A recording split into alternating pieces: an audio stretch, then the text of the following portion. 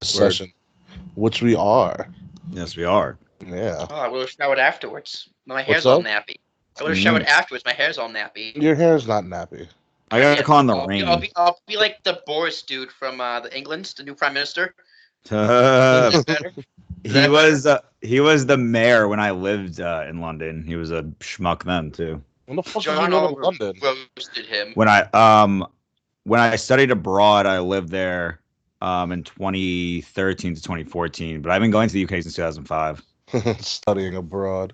I was studying technically. Study abroad in America. Studied abroad.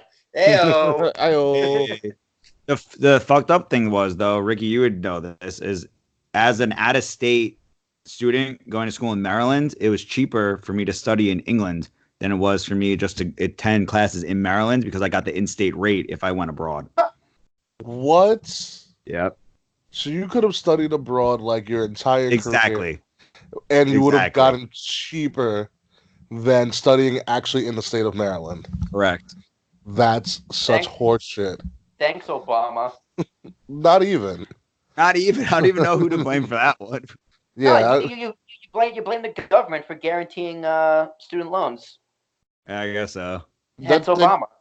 No, that wasn't. That was before Obama. Yeah, that was pretty. Who guaranteed student loans? Right. Right. Well, put it this way: you really think the black guy's going to guarantee money? Yeah. No. He's half white. He's half white. You never know. He went by Barry most of his life. True. He I mean, because he was. Barack's kind of a weird name to say. I love it though. It's the greatest name a president's ever had. Barack. Yeah, Barry's Gucci. I have my 2012 shirt. You know, we over here. kind of skip over the whole Hussein thing, but Barack, love it. Hussein Obama. I mean, does Hussein mean something that's not terrorist related? Yes, I couldn't tell you what that means though. Hey Google, what does Hussein mean? According to Wikipedia, Hussein, coming from the tricontinental root HSN, is an Arabic name which is the diminutive of Hassan, meaning good, handsome, or beautiful.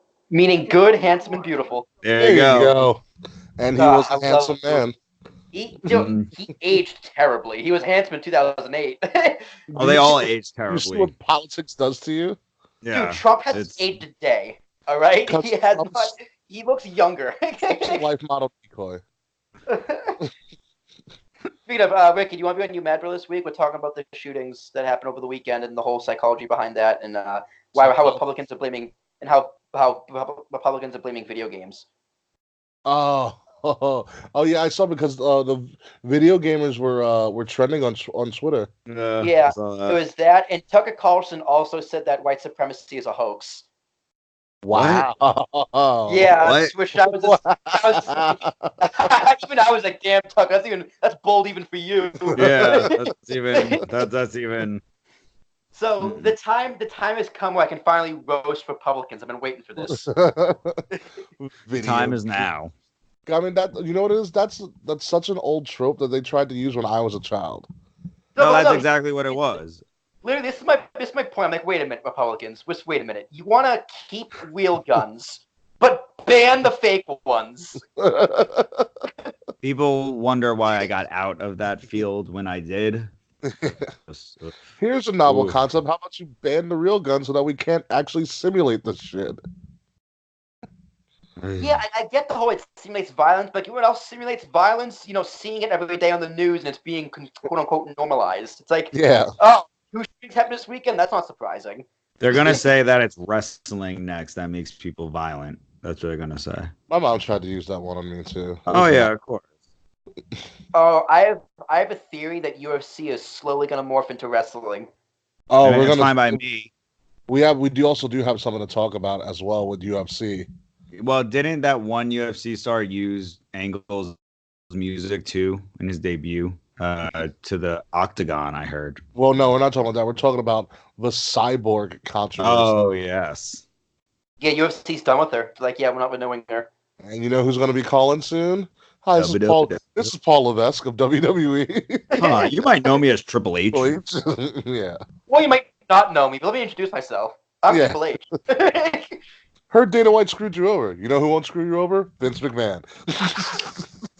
Yeah, right. He'll pay you more, and Oh, your White. face won't be crushed in, and you can fight Ronda Rousey this time, and you might win. Do you think that they like spoke to Dana White before hiring like Riddle? No, no, Riddle got taken out of UFC Yeah, way he was before fired. that. Yeah, but Yeah, he was like, fired. So I don't think Dana White gives a shit. yeah, that's true. I find the Jericho stuff hilarious. Oh, by the way, did you see, before we get started, did you see Matt Riddle give a flying crossbody to the Tampa Bay Rays Yes. mascot? Oh, it was awesome. And he kicks off the flip flops too. I need to catch up on NXT. I'm like 3 weeks behind, including tonight's. That and what was it? Randy Orton got RKO'd by his wife on vacation. Mhm. That I saw. That was great. I love how they're on vacation SummerSlam week. He's Randy fucking Orton. What does he have to do? Prepare. Randy wasn't even on SmackDown. Damn. Yeah, he wasn't. I Yeah. didn't get to watch it. I got home too late to watch it. Oh well, we're gonna have to talk about the somewhat of a reveal. I don't know if you heard. Roman finally played the Roman Reigns that we all won and was just a badass. Yeah. Roman pretty much went into the men's locker room and was like, everybody the fuck out right now, except for you, Buddy Murphy. Why Buddy Murphy? Fuck Buddy Murphy. Because fuck Buddy Murphy. No. That's what you get for screwing over Alexa Bliss. Exactly. No, so Roman's like, I saw the footage. I know you were right there with when the Was terrific. yeah, he's like, who's the person that's trying to take me out? And Buddy's like, honestly, I don't want any problems.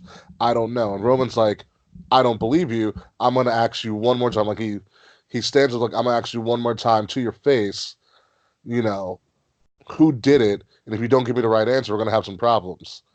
Buddy's like, well, I don't know who did it, but if I did know who did it, I still wouldn't tell you.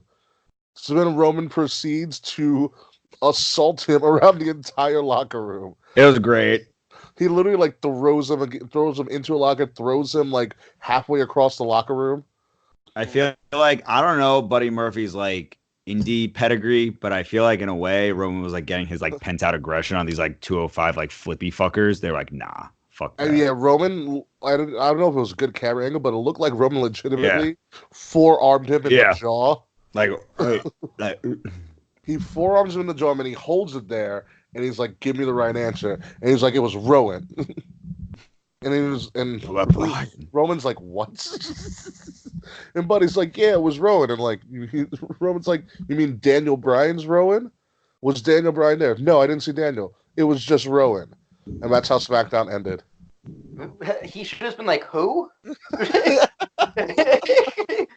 Never heard of him. Be like, never heard of him. Try again and keeps beating his ass. Why are you lying? He doesn't exist. Damn redwoods. They should just make him like a Sasquatch gimmick, and then so it's a myth. Does Rowan really exist? There's like sightings of him, but there's no really confirmation of who Eric Rowan really is. Bigfoot. Exactly. He just like is wandering around, like pushing shit over and like crashing cars. Yeah. So how should we do this? So I didn't really structure because it's a go home show. We could do run down the cards. Yeah, but like it's also we have to do Takeover and we have to do SummerSlam. Yeah, so make it quick. That's what she said. Isn't Takeover only 4 matches though? 5. Okay. So I think we can do. Okay, I know how. I think I know what we're gonna do. We're gonna do. It's gonna be a long first segment and then a mid segment and then just bullshitting at the end. All right. It'll work out. Trust me. Never led you wrong before. Are we ready? 1 second. I am rewarding. I am recording as well. I am. Hold on 2 seconds. Jeff, what do you use to record? GarageBand. Oh yeah, it's adorable. That's hot. I know, right? Back to elementary school. I don't know why. Well, it's because it's free. My computer froze though because it's being stupid. Hold Are on. you good now? No, it's like it's frozen in the full screen of Skype, so I can't like get anything open. Hold on 2 seconds. I'm gonna close my computer and open it again. All right. Oh, now it worked. Now it worked. Wait, no need. Yeah, they were like, "Don't close me." Wait, Yeah, I I was was like, no, no, kidding. no. I am. Oh yeah, Dolph I Ziggler am came now out as recording also. Goldberg. Will you would fucking love it? Oh, it was great. I hate both of them. No, but it I was go on so a good. tirade. On the episode that released today, I go on a tirade on both. Him coming on as Shawn Michaels last week was amazing. Him coming out as Goldberg is so much better. I'm gonna ruin that match. I can't wait. All right, Ricky, count us down. All right, on one we clap. 3, 2, 1. Or we snap 2 as well. Perfect. I hold my phone. So And ladies and gentlemen, welcome to another episode of the Kings of the Rings podcast right here on Wrestle Addict Radio. I, of course, am your host, King Ricky Rose, and you can find me at Ambassador Biggs, where all social media can be found: Facebook, Twitter, Instagram, Snapchat, some people's DMs, less people's text messages, at Ambassador Biggs, BIGZ Ambassador Biggs. Find Kings of the Rings podcast at KOTR_podcast on Facebook, on Twitter, on Instagram, and also find Kings of the Rings podcast by subscribing to Wrestle Addict Radio, where all podcasts can be found at iHeartRadio, Spotify, iTunes, even Stitcher, for fuck's sake. And also subscribe to our social media, Wrestle Addicts Radio social media, by searching Wrestle Addict Radio on Facebook and Instagram, and at Addict Wrestle on Twitter. But where would I be each and every weekend without the Virgil to my Ted DiBiase? Will Terrence, how are you? Hey, you're the black one. No, no, no. Race is a construct, Will. Exactly. Oh, stop it. I, of course, am Will Touch. If you can't tell by my hair, I am the new Prime Minister of the United Kingdom. And guys, I finally figured out how to save and finish and end Brexit. We gotta have Vince and Paul get on the phone and say, hey, if you don't leave the EU, I'll give you a WrestleMania. Ooh. Ooh. And that'll save all of our problems. If you want all your problems saved, you can find me on Facebook and on Twitter. Instagram, Ricky, at Will Tarashik, T as in Thomas, A-R-A. You're never getting to follow Instagram, I'm sorry. UK, that's fine. That's okay. I'll get you one day. You can slide in my DMs, whoop, whoop, and my text messages, whoop, whoop. And, you don't even use social media, so I know, I don't. I really don't, and there's a big reason for it, but you probably have a DM and you don't even know. It's my new job. We'll see what happens. But where would we be, Ricky, with our brand new guest this week, as Kate Murphy is... I don't even know how to explain what's happened to Kate Murphy. We'll explain what happened to Kate Murphy in just a moment. But let's introduce our special guest host this week. Well, we can't replace Kate Murphy. Never. But we can bring in a substitute. And who better to bring in to substitute for Kate Murphy than one of our own members of Wrestle Addict Radio, and also the host of Wednesday at Midnight's Not Your Mama's Soap Opera, Double F Double C, Mr. Jeff Palmaccio. Jeff, how are you? Good morning, Ooses. How are we doing today? Morning, Jeff. It's like 8 o'clock at night. Hey, it's always morning. It's always a new day. New day? Yes, it is. And we are here building into SummerSlam to really get everybody pumped, get the people excited, because that's what we want to do to the biggest party of the summer this year out of Toronto. So yeah, I'm excited. Excited to be here.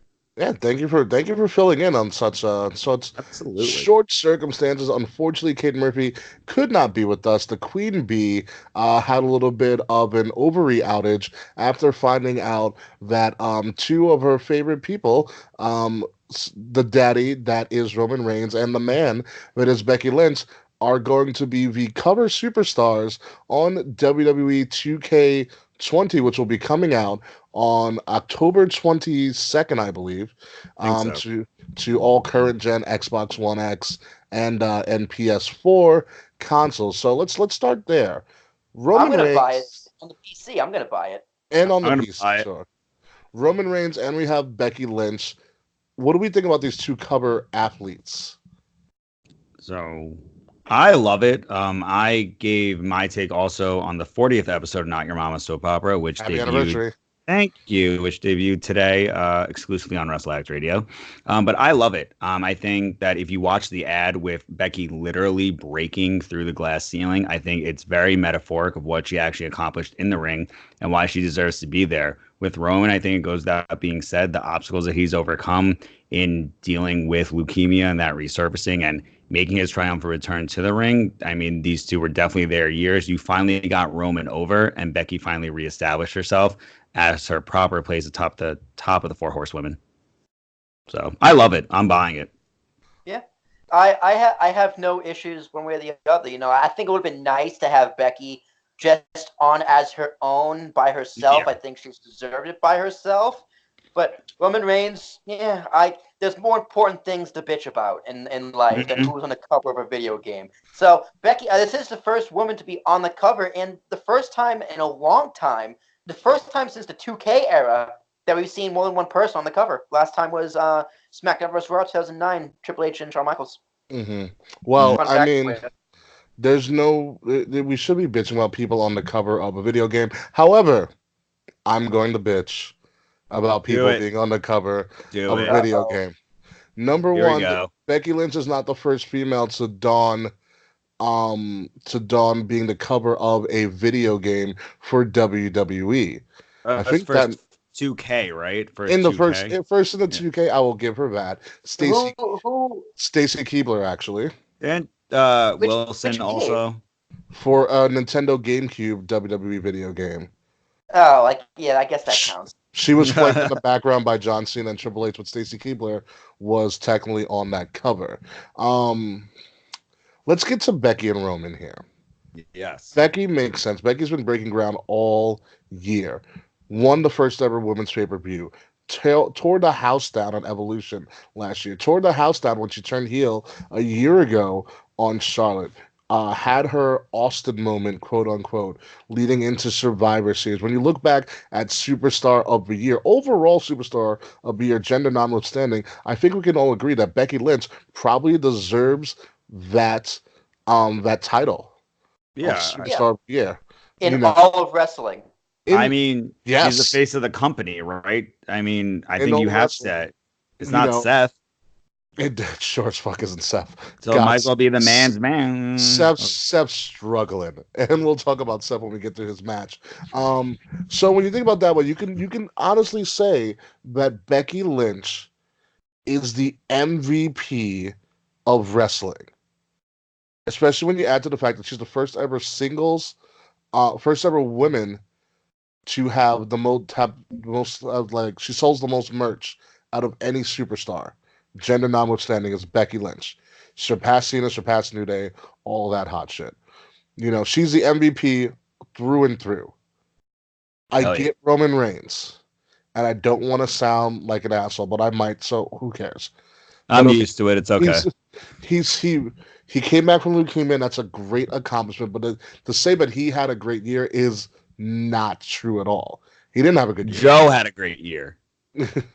Who? Joe who? Oh, Joanna. Well, I had a great year. Yeah, Roman exactly. Roman Reigns, the character, did not have a good year at all. And I think I agree with that. I do believe if you are going to reward somebody by putting them on the cover, because you reward people by putting them on the cover. Patrick Mahomes in the NFL was the NFL MVP, and he got awarded by being on the cover of Anyone Isn't won that the ring, like though. a Tom Brady won the ring, I remember. Tom isn't Brady. that like a curse though? Like I heard with Madden. Allegedly. Now So the I Madden mean, curse was broken years ago. It wasn't was broken, it? actually. Yeah, see, it wasn't broken. It's Well, no, on a it's on a case by curse case is basis. It's like the yeah, Kardashian ooh, curse. good word choice. Mhm. On a case by case basis. Ayo! But no, the curse was that every player that gets on the cover gets injured. No, but it's not that they get injured; they have a really poor season. Yeah, it's that they just like suck that year. It's like you finally Some get like people get injured, but not all of them. something happens though. But Yeah, I remember Sean Alexander at the end of his career. yeah, be that as it may, you usually give it. Well, Peyton Hillis was on like the Madden cover, which is, and no one remembers Peyton Hillis. McNabb was on it too at one point. Yeah. Ego was on it. Brett Favre. Yeah. Wrong. Yeah, Gronk's always hurt.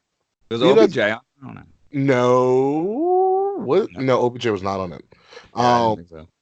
Be that as it may, your hottest person, your most, your biggest superstars are highlighted on this cover. AJ Styles, in the middle of his historic championship run, was the cover of last year, and I can't like I can fathom, like I know why WWE did, because it's Roman and they're always going to try to push Roman, but if we're going by everything that's been accomplished in the last year, Becky Lynch deserves the cover by herself. I think it downplays Becky.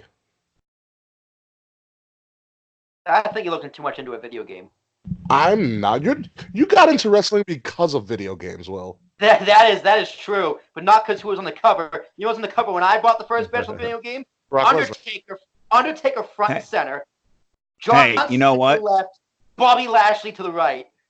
But guess what? I did a whole episode all about WWE and video games last week in episode 39 or Not Your Mama's Soap Opera, which you can all see exclusively on Wrestle Addicts Radio. But, the thing for me is that Becky should have been alone, which is great. But here's the thing.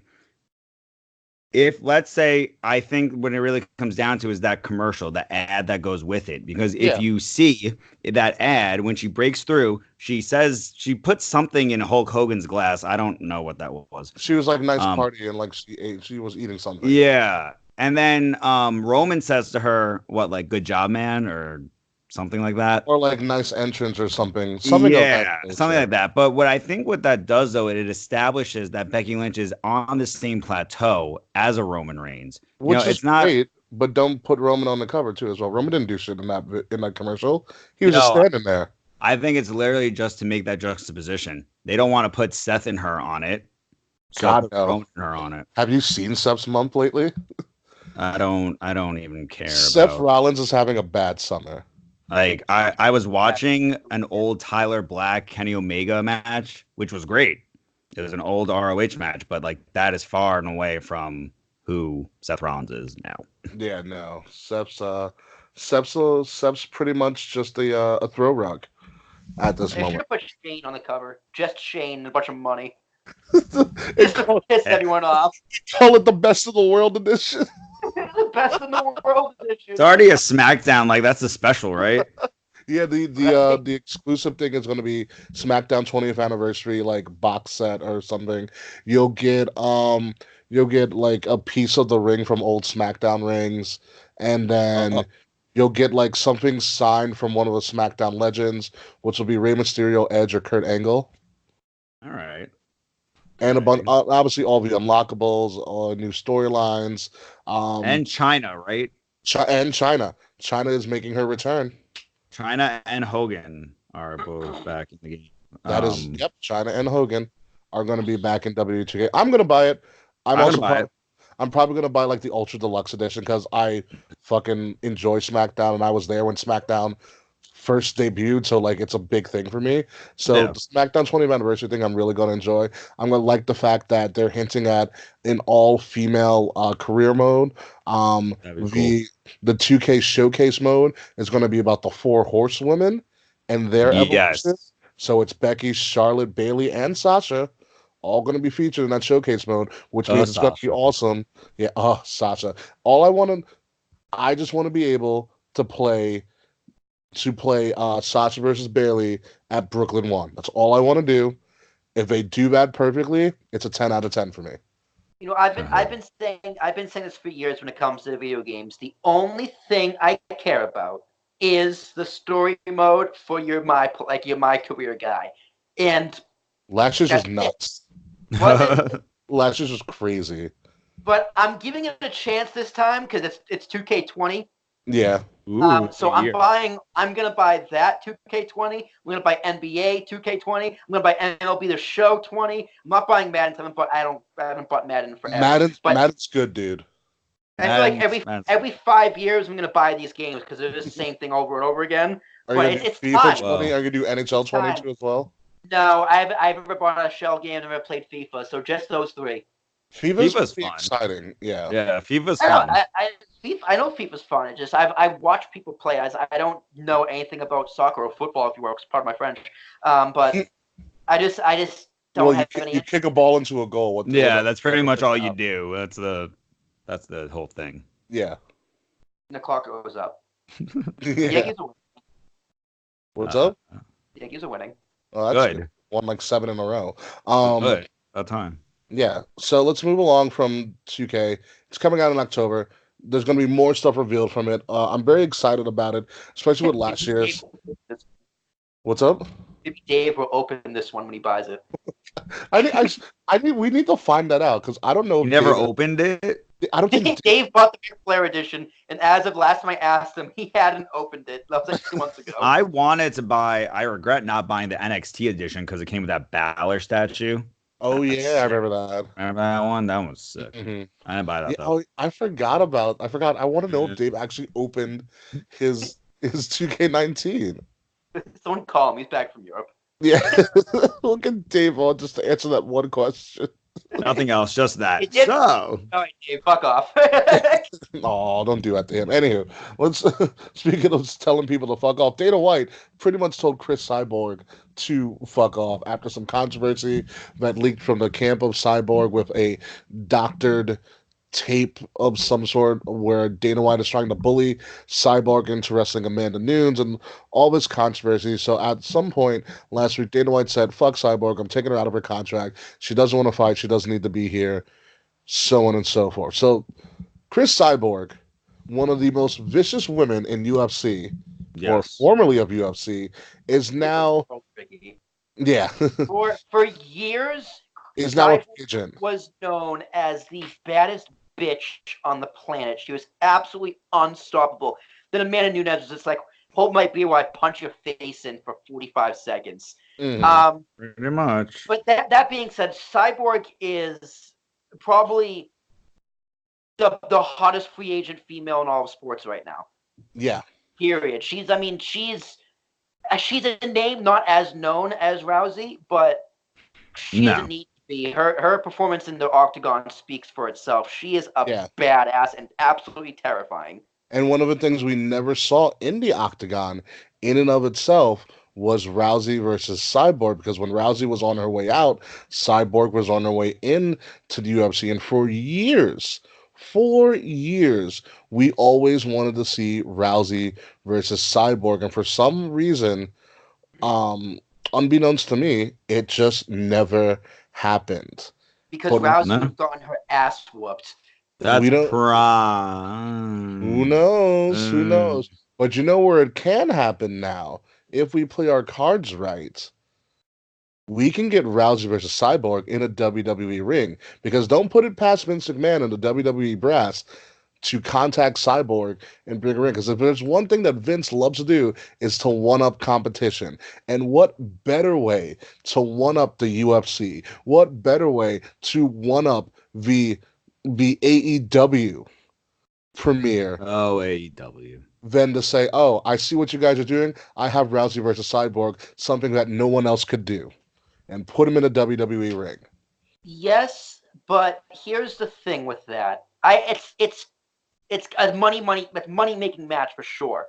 Yeah. But it's gonna have the WWE fans going, why is this such a big deal? Because I might not know who Cyborg is. Yeah. You have the UFC fans going, well, it's not the same. It's not a real match. Well, I mean, I Exactly. feel like that's the same thing that happened with Ronda. Even though Ronda was a little bit more of a bigger star from a cross promotional perspective than Cyborg is, but I wouldn't put it past WWE fans to watch UFC. I feel like that has been broken with Brock's success. I think it's true. Yeah. I mean, do you think the likelihood of Conor McGregor ever shows his face in the squared circle? If he hasn't just yet, I feel like it is going to happen. Yeah. And If the money's right, Yeah. that's also the Um, issue as he's well. gonna want a Connor's lot of money, Connor's expensive.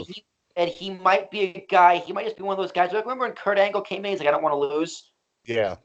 Conor might be one of those guys because that's I just think Mayweather. That's the We had Mayweather. Mayweather. I mean, you had Well, Mayweather was a uh, one-off. Tyson. He had Yeah, a Mayweather, yeah, shot. Tyson. Yeah. I mean, I think like Connor has, I mean, even Connor said it himself that he has his persona loosely based on Ric Flair. with No the shit. exactly.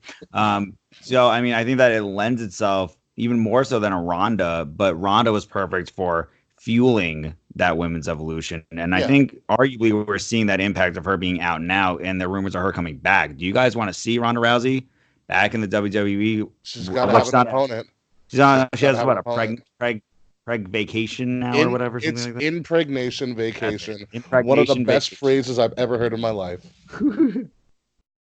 I mean, I think Ronda would be great. I enjoyed, her time with us. I just wish that more people beat her. I guess that now they can do that, you know. Well, yes, but now you got to give her a premier opponent to go up against, and I think Yeah. you can do that with Cyborg. I really think you can. There's real animosity there, which will transfer great to TV, and WWE will do its best, especially with their audio and video team, to promote the absolute living shit out of it. And the best part about it is it gets non-WWE fans invested in the product, and that's what you want. We're always going to watch anything WWE does, but the big money maker is how do we get non-wrestling fans to invest in the product? And Chris Cyborg versus Ronda Rousey will do that. Anytime Brock Lesnar shows up, that gets non-WWE fans invested in the product. That's why Brock always has a WWE championship or the Universal title going into a Big Four pay-per-view because people want to see that. Did you notice though last night someone pointed out that he had a replica title because he apparently forgot the actual Universal title in Canada? What a douche! What a douche! Yeah. How could they tell the difference? Someone pointed that out on Twitter. Yeah, how did you tell the The difference? side plates. The side plates. Oh, It was just the generic logo, Like, not that's the Brock so- side plates. what a dumbass! Dude, if honestly, I'll try to if- tag you in if I see it. if Brock came up to the building without the belt, if I was Vince McMahon, I'd be like, all right, Brock, you were gonna go to the merch Concessions. stand. You were gonna buy it with your own money. This be embarrassment, and if you want, you can return it afterwards. But That's you were it. going up to that concession stand, if in front of fans, if they're there, and you're buying it. That's so good. Hey, might as well. That's what happens, right? Dumbass. Also, what a jerk. I find it funny. I almost think he did it intentionally. He probably did because he's an asshole. Yeah, I don't mind that though. He's playing his part. He does it well. It's like MJF is doing on that promo that he cut against Jericho. MJF's the man. He is Salt of the earth. MJF is just a Long Island schmuck. I mean, I'll give him that. Oh, And exactly. I- Oh no, I completely exactly. I kind of want to bounce back to UFC real quick Go because ahead. Do it. just in general, the other night, ESPN Plus, we wanted to watch the Robbie Lawler fight, but we missed it. We did catch the post fight, and the guy That was who won, that was a fight night fight, right? fight night, yeah.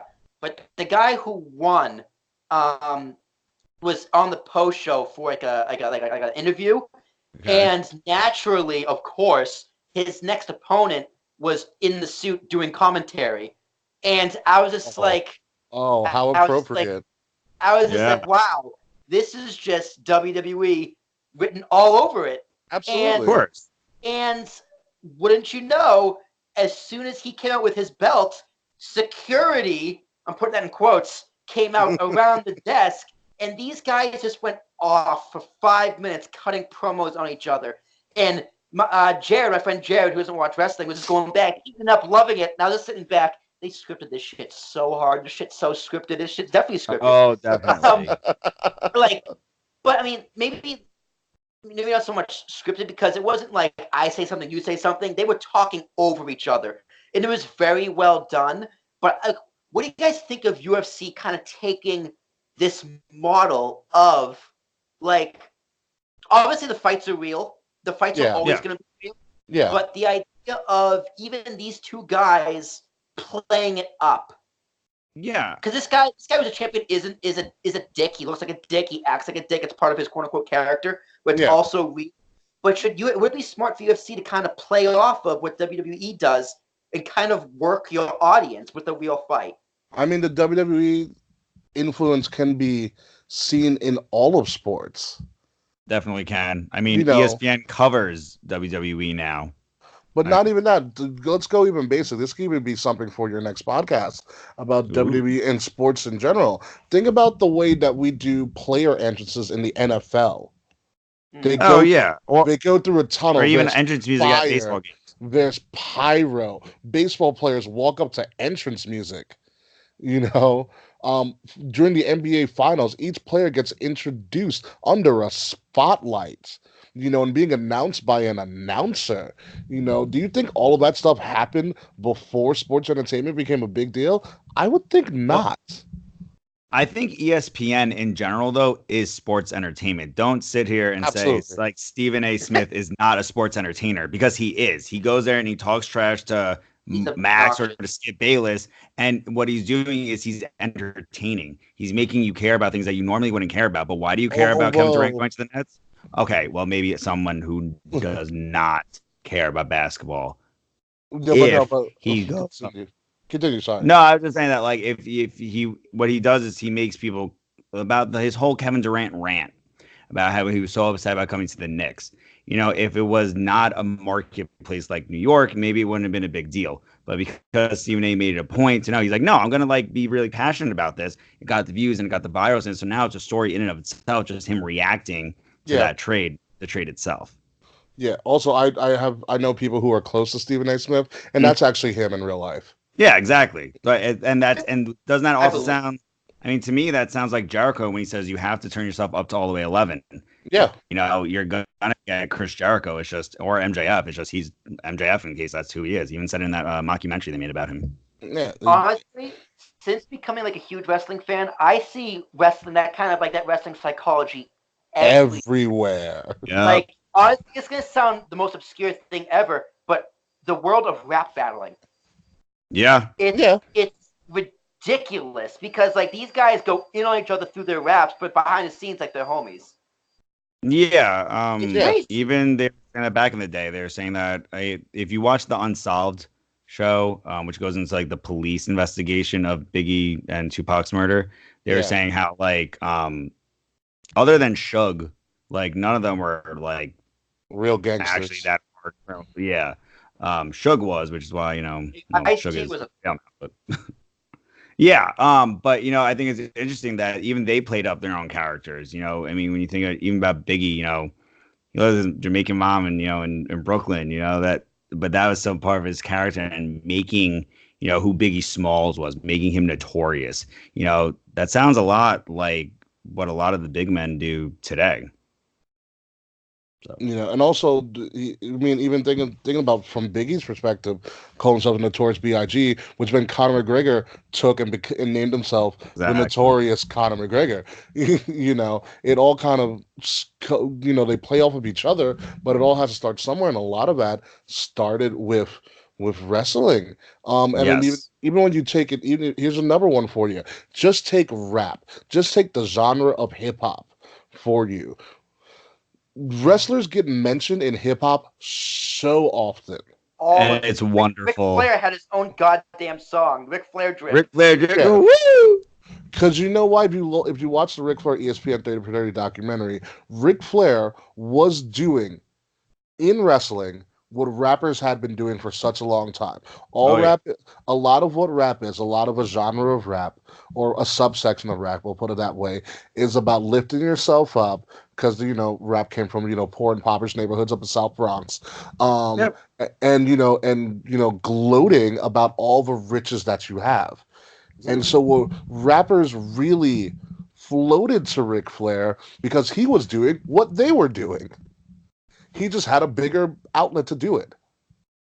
Yeah, absolutely. I mean, even if you look at Ric Flair, even the influence that he had in going to various teams, whether it was the Georgia Bulldogs or whether it was the Cardinals or the Cowboys, rather, in the NFL, he's actually hyping up legitimate sports teams as well, just as Ric Flair. Yeah, He's not in his gear. He's just going as himself, as what now the 70s, just some shit hyping like them that. up, and it's able to. Yeah, absolutely. I mean, the parallels there are immensely there. Even Like you can imagine like a Dusty Rhodes having a similar kinship to Eminem, really, being that American dream, the son of a plumber, not really knowing who he was, Hard now trying to find times. that glory. I Absolutely. watched Hard the Hard Time times. promo yesterday. I just randomly, and I was so excited.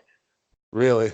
Yeah, I just randomly threw it on YouTube. I was like, for some reason the Hard Times came in mind. I just went on YouTube. It's like the Hard Times promo right now. Amazing, fantastic. But to kind of wrap this up, if Cyborg and Rousey fight like at a WrestleMania, God damn it, Bruce Buffer better be the goddamn ring announcer. Oh, that'd be so hard to pull him from That deal UFC. needs to happen because if you want to talk about characters, Bruce Buffer is a fucking character in and of himself because he is just the ultimate hype man. Look at the way he dresses. I'm getting chills just thinking. I love Bruce Buffer. I mean, just his voice alone is synonymous with with that feel and what what it means. It's part of setting that stage. I mean, when WCW was around in WCW heyday, they had Bruce Buffer, and when Bruce Buffer did like the WCW World Heavyweight Championship fight, it was a huge deal. Let's get right off. It was Michael Buffer, not Bruce. Whatever, they're buffing. Step brother. They're Buff Brothers. Yeah, they're Buff Brothers. Whatever. Buff Bagwell. Buff Brothers. Buff Brothers got all right. Well, we're gonna buff our stuff, and we'll be right back after this commercial. Fuck you. We'll be right back after this commercial break. We're going to get into the biggest party of the summer. But first, before that, we're going to start out with a little bit of a takeover. So we'll be right back, folks. You set yourself up for that one, Will. I know I did. I said Buff Brothers, immediately thought of fucking Buff Bagwell. We're going to buff our stuff. All right. Buff Brothers. Yo. All right, hold on. Let me pull down this card. All right. UFC, man. I feel like since UFC moved to ESPN, like ESPN Plus, it's not as popular. Like, Yeah. You know what it is? You know what it is? It's too accessible. Yeah. I mean, I like it because you can watch anything. Yeah, I mean what Ricky? Do you have ESPN Plus right now? Mm-hmm. What else is on there other than if UFC? Oh, you know what I use it for? I mean, pretty much anything. It's pretty much. Remember when ESPN came out with like that ESPN3 where you can watch their live stuff? That's what ESPN Plus is. Like you can watch their live television on there. Don't they have the Ocho on it too? The Ocho comes out on like every Tuesday. Yeah. Where they sure obscure stuff. Like dodgeball. They have their original content. Like Peyton Manning has a show. Kobe has a show.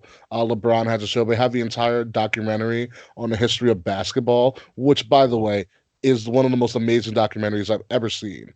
That sounds really cool, actually. The crown jewel for me is that they have every ESPN 30 for 30. Oh, really?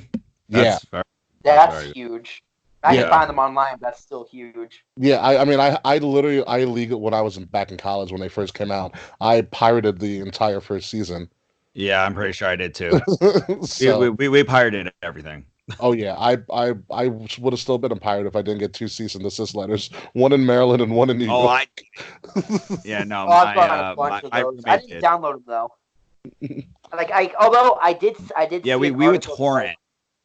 Yeah, BitTorrent. I torrented 60,000 songs worth of music, so I know torrenting. But I saw an article the other day that they're gonna try and make streaming illegal, like you can watch legal streams. That's like a legal loophole. Yeah. They're trying to close that in. They're trying to press criminal charges if you get caught streaming. Yeah, good fucking luck. That's how I used to watch pay-per-views in college before the network. Yeah. Yeah. I'm like, no, but it's so illegal. Yeah, ESPN 30 for 30s are the best, are like the best thing. That's what I use ESPN Plus for a lot of the time. The Flair one's great. Really good. The Flair one's good. I mean, I haven't seen all of them. Like they've been pumping them out for so long. I haven't seen all of them. I love the football documentaries. Like the one about Bo Jackson is out of this world. The Reggie Williams one is really good too. Reggie Williams? Yeah. The one with Deion Sanders is also equally as amazing. Mm. Will, did you ever hear about this Deion Sanders thing? No. So pretty much, in when Deion Sanders was a two-sport athlete, he played two professional sports in 24 hours. Yeah, he's a crazy son of a bitch. Yeah, he played foot. Wow. He played Yeah. football, then went and played in the World Series. What year was this? It's back when he was playing for the Falcons and the Braves at the same time. I want to say Ridiculous. 96. So no, Braves were Ah, Braves World Series in Oh, 96 nine- Yankees, my fault. yeah, 90. They won in 97. No, this is when they lost, so this is earlier. They lost in 98, I believe, because 96 the Yankees beat the Padres. I said earlier, not later. Earlier. Oh, so they lost in 94. Four? I It think they might have lost. been. It wasn't the Blue. It might have been the Blue Jays. No, the Blue Jays was 93. It might have been Uh, 94. hey Google, who won the 1994 World Series? Expos. Yeah, Ah, the Expos. They were in NL though. Let's imagine that the 1994 season kept going and the Expos won the World Series. Oh, whatever. It's somewhere in there. In the 90s. Dion's. It's called Dion's Double Play or whatever, where they talked about how Dion played two sports, yeah. and with the help of I think Nike, he was able to like go from doing football to doing baseball in 24 hours. That's unfortunate. Something like that will never be able to happen today. No, Never. no way. Never. And Contract. didn't they make the 4-part OJ documentary too? They did do Over OJ like Made in the America. OJ yeah, Made in America. the- OJ Made in America is also available on ESPN Plus as well. Do they have one on the that's a baseball great documentary. They should make one on the baseball strike. I think there is one. Like the 95 season that. Well, here's the thing: we hit the 95 baseball season. You had the Expos, who were like leading the division, pretty much favorites to win. They had the most stacked team you could ever imagine, and then there was the Yankees, who were just coming into their own, and those were the two teams that were going to collide. And then the strike happened, and they canceled the World Yep. Series. Then the next Yep. year, they all left the Expos. They couldn't afford them. I think there's an ESPN on it. I'm not sure. I know there's one on Fernando Nation on Fernando Vina. Isn't there one like about post 9/11, like on like September 12th about the sports? No, not for ESPN.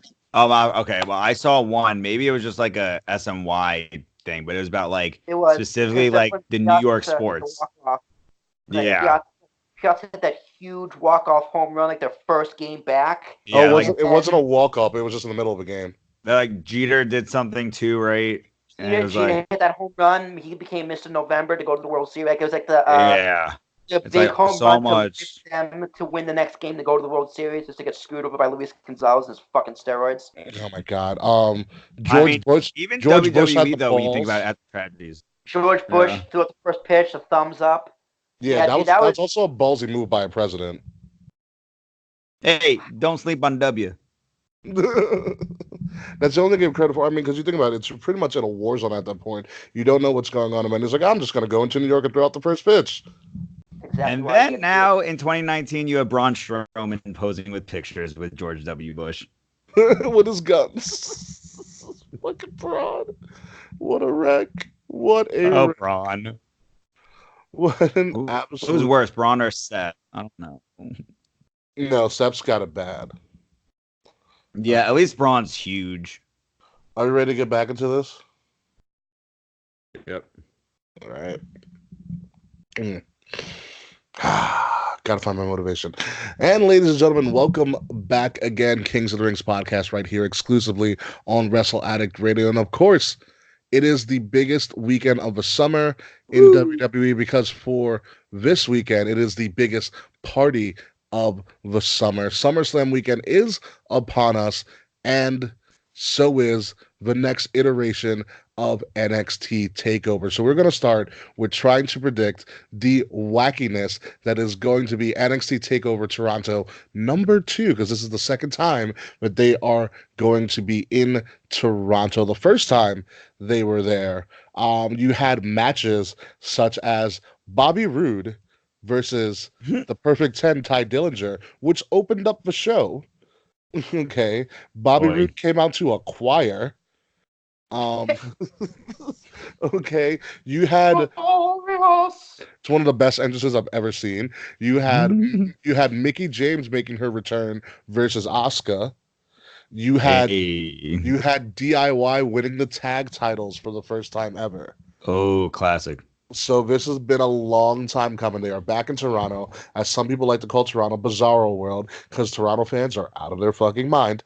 And so I expect this takeover to also be out of its fucking mind. And we're already starting out in a good spot, because for the first time ever, and I think in takeover history, we are getting two women's matches. One is non-title and one is for the title. So we're gonna go with the grudge match, quote unquote, featuring Candice LeRae in her first NXT Takeover match versus the now emo and leather pants wearing, and Oof. actually secretly now really hot Io Shirai. Oh, Io Shirai. Ooh. All right, I've been waiting to talk about this My because money.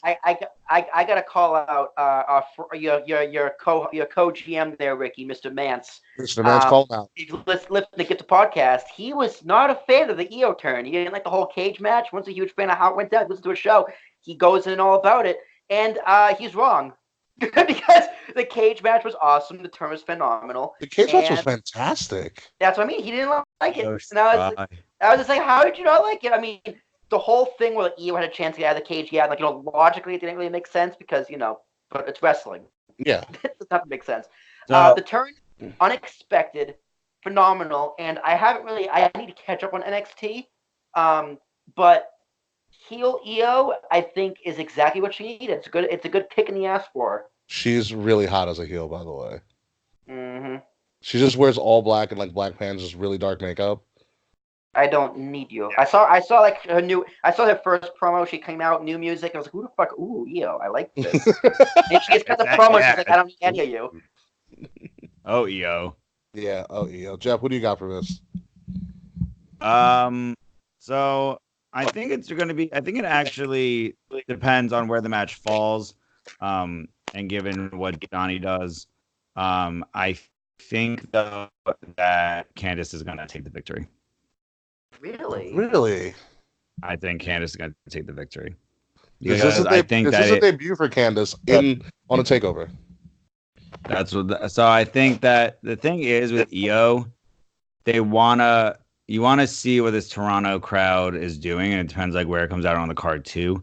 But it depends. Do we think that Takeover is going to be a heel heavy card, or is it more of a face, prone card? I would usually say one crowd's a heel crowd, one crowd's like a face crowd, but with Toronto, you don't even fucking know. That's what I mean. The wind can Yeah, like blow, and they even can be cheering for the wrong person. I The mean, Blue Jays could win. Game over. yeah, exactly. It's like, So I don't know. I mean, I selfishly want EO to win. I'll pick Io. So, but yeah, just to be for shits and gigs, I'm gonna go Candice. Here's the thing with Candice LeRae. For her entire time in NXT, she was known for a little bit as, the wife of Johnny Gargano, which is fine, not a bad place to be. But in a lot of her matches, she's been kind of sort of this enhancement talent. I don't understand. Definitely an afterthought for sure. Wait, was that pun intended because everyone knows she was a former tag team member with Joey Ryan who uses, the dong? No, that wasn't that was not a play on words at all. It was literally I just put those two together. But no, I mean, I think that it's really unfortunate that she is being showcased as enhancement talent, and really should, hopefully, being that they're giving her such a great, counter, that her and Io will be able to hopefully steal the show. I mean, we've seen Becky and Sasha once steal the show from a takeover, so maybe it's Candice's time. Maybe. And I want Candace to have a good showing because Candace can go in the ring. We just haven't seen it yet. Like they just haven't let her go in the ring. Although when you look at it, No. they didn't let Johnny get like pulled, they pulled the reins on Johnny for a little bit too, as well. So I want Candace to win, but I feel like Io's gonna win this one for right now. But I think the story continues. For sure. Yeah. So let's move on here. Since we're going to talk about the women, Let's finish with the other women's match. Mia Yim, the Blasian baddie, and one of the most gorgeous women in the world that I've had the pleasure to meet in person. She also dates my real life doppelganger Keith Lee. And together they are Yimitless, Love as they Keith Lee. and she is going for the NXT Women's Championship against the unstoppable Shayna Baszler. Will, who do you have for this one? I think Mia Yim definitely deserves the spot. She is incredible. She has a great story, she has a great future ahead of her. She has a But documentary out that's independent of WWE, which is really good as well. interesting. But I don't think Very this is interesting. the right time to pull the trigger just yet. I I think don't Mia know. Yim is someone who can shine in NXT and kind of skip the title run and go straight to the main roster. Do you feel like she's one of those people who have a better main roster career than an NXT career? 100%. Because she's how old is she? She's still very young. Mia? Yeah. Probably at max late 20s. Hey Google, how old's Mia Yim? Jade is 30 years old. 30. Oh, Oh. oh. I did have a Hmm. shot that one time I met her. Right? She'd be like, "Hey Keith," you're like, "Oh, hey." Oh Yes, yeah, that's I am me. Keith. But You're no, like the I scroll think version. Yeah, right? I think this is her coming out party. This is gonna be where she absolutely explodes, and she's gonna elevate herself to the next stage in her career, the next level. It's gonna be great. But I think Shayna's gonna hang on to this title because she needs to. I mean, if there's no one else really to work with, Bianca Blair's fell off heavily. You have Io, you have But didn't she Candace, have but who like else is her in division? engaged? Didn't Bianca have her like honeymoon and shit to do? Or maybe not? That was a year No. ago. Yeah. No, it was less Because than a like, year ago. but the Street Profits have been like on like Raw. Raw. So like, I mean, well, I guess like NXT is pre-taped, so maybe. Who knows? Hmm. Mm. Yeah, So I'm going Shayna. it's weird here because at some point Shayna has to drop this title, right? Like Yeah. in theory, she has to drop this title because we've already had like no one can beat Asuka phase and Asuka never dropped and she just moved Yeah. up. So and I don't want them to repeat that with Shayna. Although Shayna has an argument where she deserves that honor as well, but I don't think we need to see that two times in a row. I want somebody to take out Shayna. Shayna's got this Brock Lesnar type of aura about her where she's the baddest bitch around. No one can stop her, and she does whatever she wants when she wants to do it. Be that as it may, I don't think Mia Yim's the right person right now. And this is just me, and I enjoy Mia Yim. Her character hasn't clicked with me in NXT, and it may be just the fact that she will probably do better on the main roster, but something about her character hasn't clicked yet, and I feel like if you're going to play up Mia Yim eventually taking out Shayna on maybe a bigger stage, like a Survivor Series takeover or a WrestleMania takeover, you Sami Zayn her a little bit. Mm-hmm. You make her the Yeah. lovable loser, and you make her fight and scratch and claw. We've already given her this personality of like a street rat, like she's fucking Aladdin or Yeah. something. Um, She's better on the chase right now. yeah, and I think she's been. I can't see her at this moment as a believable NXT Women's Champion. Agreed. Yeah. I mean, I agree, but I also think Shayna Baszler, for me personally, is getting really stale. I know when Asuka went on that run, I didn't like it, and I was at the NXT Takeover when she faced Ember Moon, and I really wanted Ember Moon to defeat Asuka. She didn't, but as we all know that. But right, even like so, I don't know. Shayna Baszler, I guess, I don't know, just like I like Shayna Baszler because she tweets a lot about her dog. That's why I like her. Like that has nothing to do with her in ring abilities. So I mean, I don't know. For me, I hope they change it up. Maybe not with Mia, maybe with Chelsea Green. You know, who knows what they're gonna do. You know So what? Watch me fucking Casey Catanzaro that beat oh Shayna. Watch. I mean, I love Casey. She's a Towson alum. Go Towson. We went to school together, but watch it be something like that. You can I almost mean, guarantee it. yeah. I mean, I don't know. According to that logic, I should want Mojo Rawley to be the Universal Champ because he's a Terp. But As you should. I mean, I Support your classmates. All right, I want Joey Styles to beat Brock Lesnar. Hockey alum, baby. All right, Rick, what we got next? Let's move on here. Next is going to be what I believe is going to be the show-stealing match potentially of the weekend. Dun, dun, dun. The triple threat match for the North American title, Velveteen Dream versus Pete motherfucking Dunne versus Roderick Strong of the Undisputed Era. Have fun, Will. Yeah, Let give me it to know. us. I like all of them.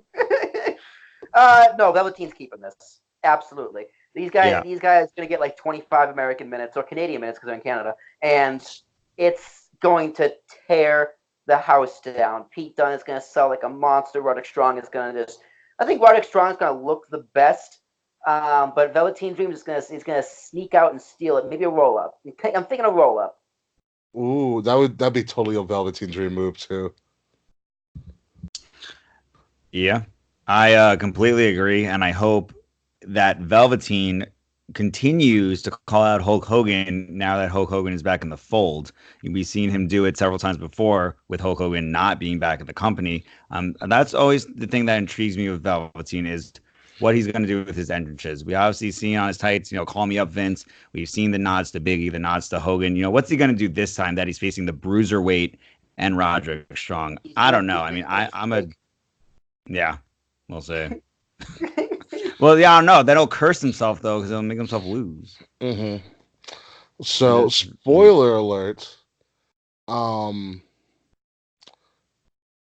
Here's my line of thought, and this is going to be my line of thought for the rest of the matches on the card.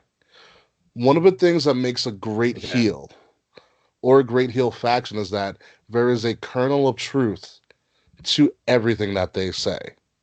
For the longest time, Adam Cole and the Undisputed Era saying this is our year, and by the end of the year, we are going to be dripping with all of the gold. What better time than right now? Roderick Strong is the person that needs a title more so than anybody else in this match.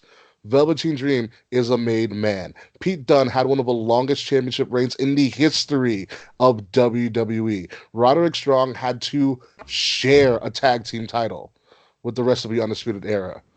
And he also had to turn heel on Pete Dunne to get that to happen. Yeah. Roderick needs this championship to solidify his career in NXT, but it also brings the narrative. It also pushes the narrative forward of the year of the Undisputed Era. And if the Undisputed Era are going to be dripping with all the gold, Roderick Strong has to win this match. And I'm going to go with the Messiah of the Backbreaker, Roderick Strong. Ballsy. I like it. They say I have big ones. Moving on. NXT Tag Team Championship match. Street Profits also one of my favorites because they're fucking I amazing. agree. Versus Street Profits. Versus the Undisputed Era. You guys are pretty much already know who I'm going to be choosing. Mr. Jeff Palmaccio, who are you choosing? So I happen to agree with your line of reasoning, and I also agree with that because the Street Profits have been profiled already so much on the main roster, and they're not doing anything with the belts other than wearing them and making weed references. So might as well just let them be on the main roster. I think it would be great to see them, as this kind of their send off from NXT, if you will, allowing the Undisputed Era to continue their year of domination with all the gold around their belts. And I hope for an entertaining match. I've been thoroughly enjoying their character work and their in-ring work as well. So, yeah. See, I think that the fact that they're on Raw with the belts makes me think they're keeping them. Because Really? the more they're on TV with the belts, more people are gonna go, who are these guys? And two, what the fuck are those belts? So Those are one of the best tag team belts like that WWE has too. Like I want yeah, Well, like ever. better than the copper ones, the penny ones. one. Like it's more exposure for NXT and it's more exposure for their tag team division. And the Street Profits are very good at it because they're so goddamn entertaining and their chemistry is fantastic. And Angelo Dawkins is someone who's slowly finding himself as a character. Like Finally. when he first started, it took some time, but I think something like Evolve really, really helped him. It helped both of them actually. Well, the other one, Montez Ford. Montez Ford, he pisses charisma. It's ridiculous. It's just weird. The guy is just a walking clown. He's so smooth. He is so smooth at everything he does. He could talk himself out of a murder. That's how smooth he is. Yeah. All white cops in the South. All right, that's how smooth he is. He can do it while dancing. Exactly. So the two of them need to keep these belts. They need to keep doing what they're doing on Raw. And I think it's just a win-win. They're going to keep these belts for now. My counter to that is people who have shown up on main roster TV with NXT titles did not keep them for long. Exactly. Kevin Owens dropped almost immediately during that summer. Paige, when she showed up, dropped the title right after. The War Raiders, when they showed up, dropped the titles right after. You know, just because you show up on the main roster with an NXT title doesn't mean you're keeping that NXT title for long. Man. True. Well, we'll see what happens. Yes. So moving along to the main event, which should be, I don't even know what's going to happen, but you have a potential 2 out of 3 falls match for the NXT title, Johnny Gargano versus Adam Cole. One of the stipulations that was picked by Adam Cole was a regular wrestling match, which I didn't even know that was a stipulation. I thought that was kind of just I thought that was match. Just a match. The other one that Johnny Gargano picked, I forgot what it was called. It was like a no disqualification match or something. Do we know? No, I haven't caught up yet. So it's a 3 stages of hell match.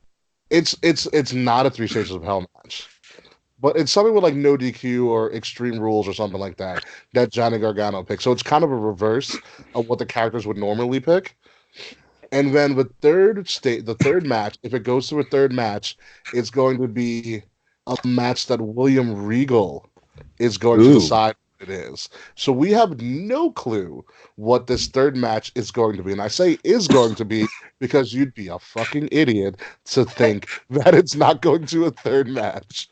Okay, we will put it. Think this is where it's my fancy poker hack. I did not know this until just now. So I think you get a quick Adam Cole pin for that first fall. It's immediately first 2 minutes. Like he just to prove that he can out wrestle Johnny. Didn't they do that though? Did they? I don't think so. I think the first fall went a little bit, and Adam Cole lost the second fall intentionally, tapped out quickly, right? So you have Adam Cole get that first fall real quick. There's no DQ. You have some shenanigans with the Undisputed Era. Johnny Gargano fights him off. Another 10 minutes or so. Johnny Gargano ties it up. William Regal comes down and goes, throw that piece of shit up on a ladder. Hang that shit up right now. We're doing a ladder match. Oh, I like that. Ladder match would be nice. And I just thought of the idea too.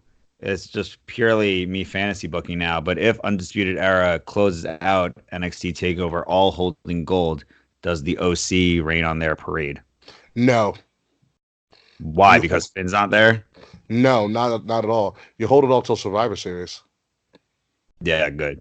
Now there is a rumor going around that there is a big moment coming at the end of TakeOver. I do not know what it is, but like you know how like Ciampa turned on Johnny like after the little word came up. Yeah. There's gonna be one of those at Yeah. Takeover. Don't know Um, what it is. That's what Matt Men said, and I trust Matt Men with my life. Friend of the show. They are friends of the show. Shout out to shout out to the Matt Men. And Zarian and Rich. Shout out to them. They're awesome.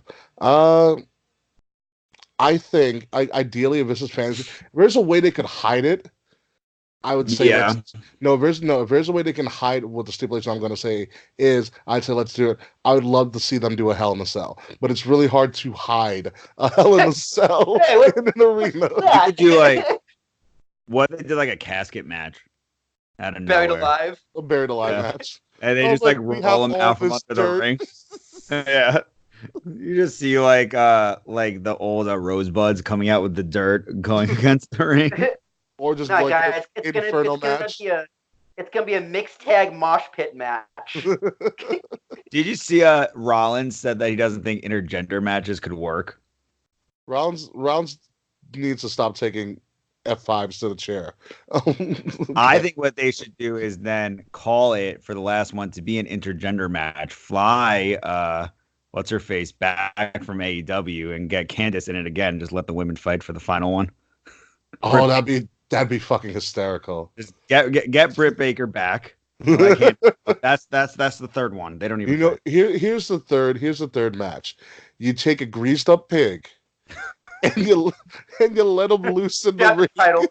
Strap the title on him. Go get it. And the first one to get the pig wins the championship. Like the pig in the Simpsons movie. Yeah. Like a boiler room brawl. I have no idea, but Adam Cole is keeping his belt. Adam Cole is going to keep the belt. Johnny Gargano moves somewhere past NXT. Yeah. Johnny has to leave at some point. Let him leave by putting over Adam Cole.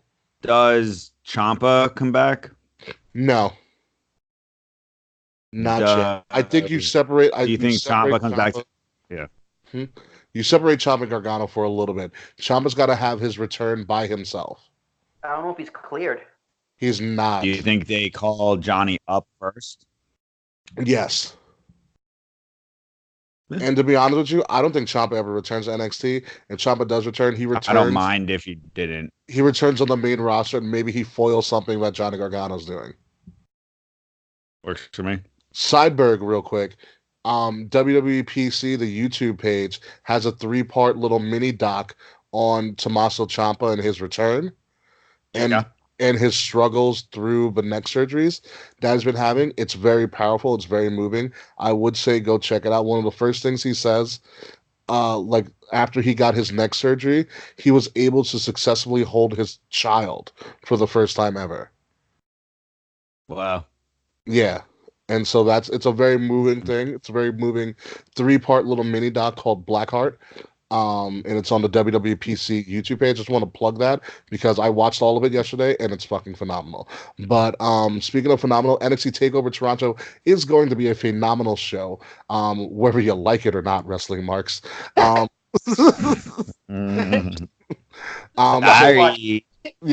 So what are we going to crown this? 8. A solid 8 out of 10. Ooh. How many crowns are you giving this, Mr. Palmacho? Yeah. I'm going to give it, oh no, I'm going to be modest. I'm giving it a 7.5. Wow, because you are definitely going from the Kate Murphy rule of thinking about things.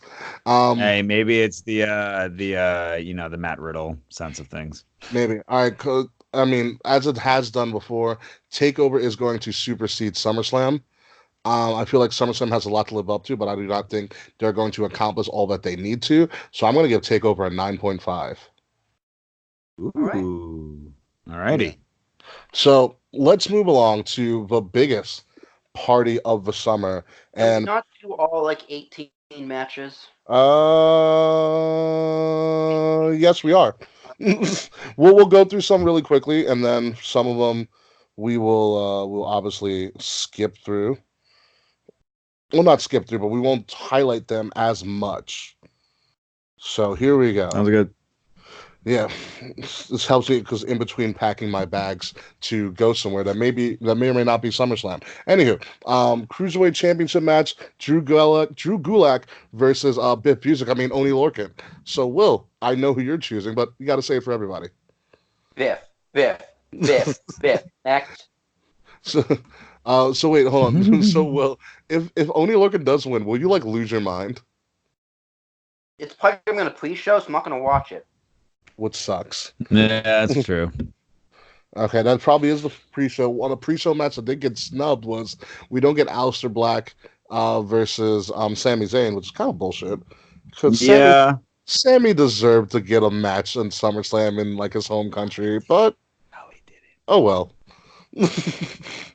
Oh well. All right, so let's move to what's definitely going to be main roster stuff. Um, Goldberg versus Dolph Ziggler. When you all thought it was going to be Dolph and The Miz, ha ha ha. It is Goldberg versus Dolph Ziggler. So the big question is here, and I'll pose this to you, Jeff: does Goldberg make it through the match without giving himself a concussion? See, this is why I have trouble because you put him in the ring with The Undertaker, arguably the best in the business for decades, and he concusses himself and looks like a fool.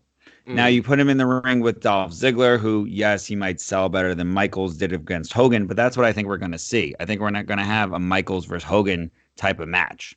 Yeah. That if you recall, Michaels oversold to the point where you could tell that Hogan couldn't actually wrestle. And I think that's what we're going to see too. I think Ziggler is going to take this opportunity to turn up the "it was me," woe was me gimmick and really say, yeah, look, this guy can't even wrestle. This is who you expect me to beat.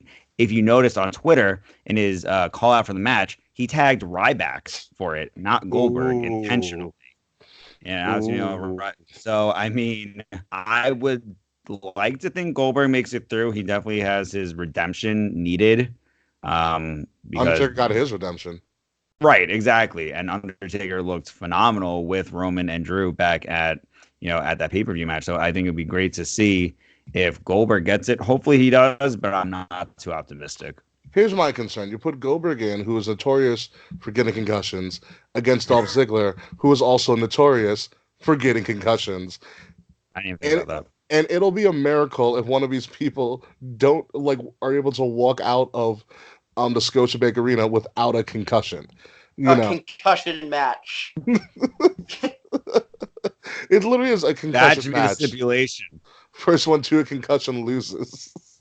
Just have stretchers like around the whole ring, almost like a lumberjack match, but they're all medics. Should totally like NJPW it. Just give them like ice baths like right after. Yeah, exactly. Yeah, this could either be the greatest match of all time or the worst match I've ever seen. And I'm leaning towards it's probably going to be one of the worst matches ever. I do think Dolph just oversells like a motherfucker because he's trying to prove a point. Goldberg wins in the long run, which is what it's supposed to be, but who the fuck knows? This is a point in time where I wish there was a remote that could fast forward real life because it's only 2 minutes. Click. I know. I still don't want to watch it because here's the thing: you had Dolph Ziggler super kick Shawn Michaels. You had Shawn Michaels beautifully, by the way, in the ring the other night on Raw. You had Shawn Michaels on SmackDown. You had Shawn Michaels over. You had Dolph Ziggler come out as Shawn Michaels. They teased the fuck out of it's going to be Dolph Ziggler versus Shawn Michaels. But spoiler alert, I don't want to see that match either. That match would have been great 8 years ago.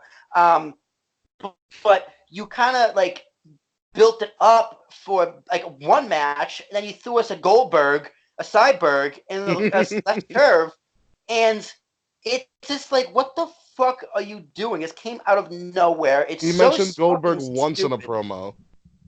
Still, it's stupid. It's fucking stupid.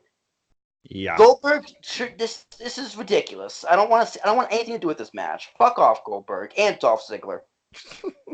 Are you alright? You mad, bro? Yeah, I'm fucking mad, bro. Next match.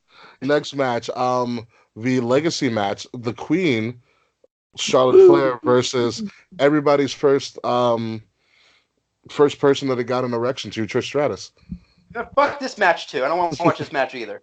No, I enjoy this match. It's just a matter of Trish is finally going to do what she was supposed to do when you retire, is put somebody else over.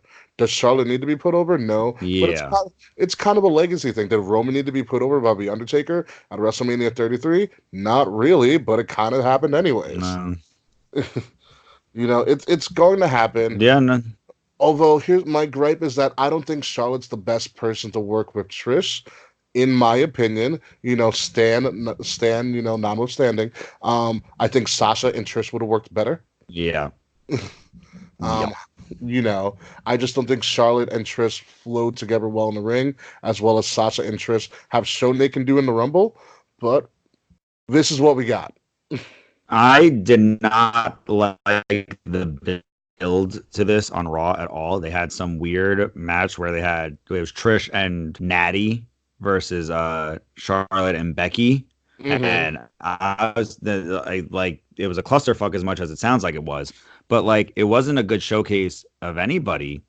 And I thought last night was better with Trisha's interaction with Charlotte, and the fact that like she slapped her. I thought that was good to prove the point. But I don't know. Do we? I am tempted to think that it's I don't know. It's just something's off. There's I can't something tell off what it about this is. match. This match Yeah. should have been built bigger than what it actually has been, Exactly. panning out Yeah. to be. It's very underwhelming. Yeah, Because very it was- underwhelming. happened a few years ago. It was rushed as well. So moving along, what also contender for a show-stealing match of the weekend: AJ Styles versus Ricochet. This could be their crescendo into something big. The United States Championship is on the line. I'm torn because I love AJ Styles. And Ricochet, I've met in person. Also a fabulous dancer, Ricochet is. Especially his But asshole. what's up? Yeah. Especially his asshole. Yeah, right. Very big impact. Oh.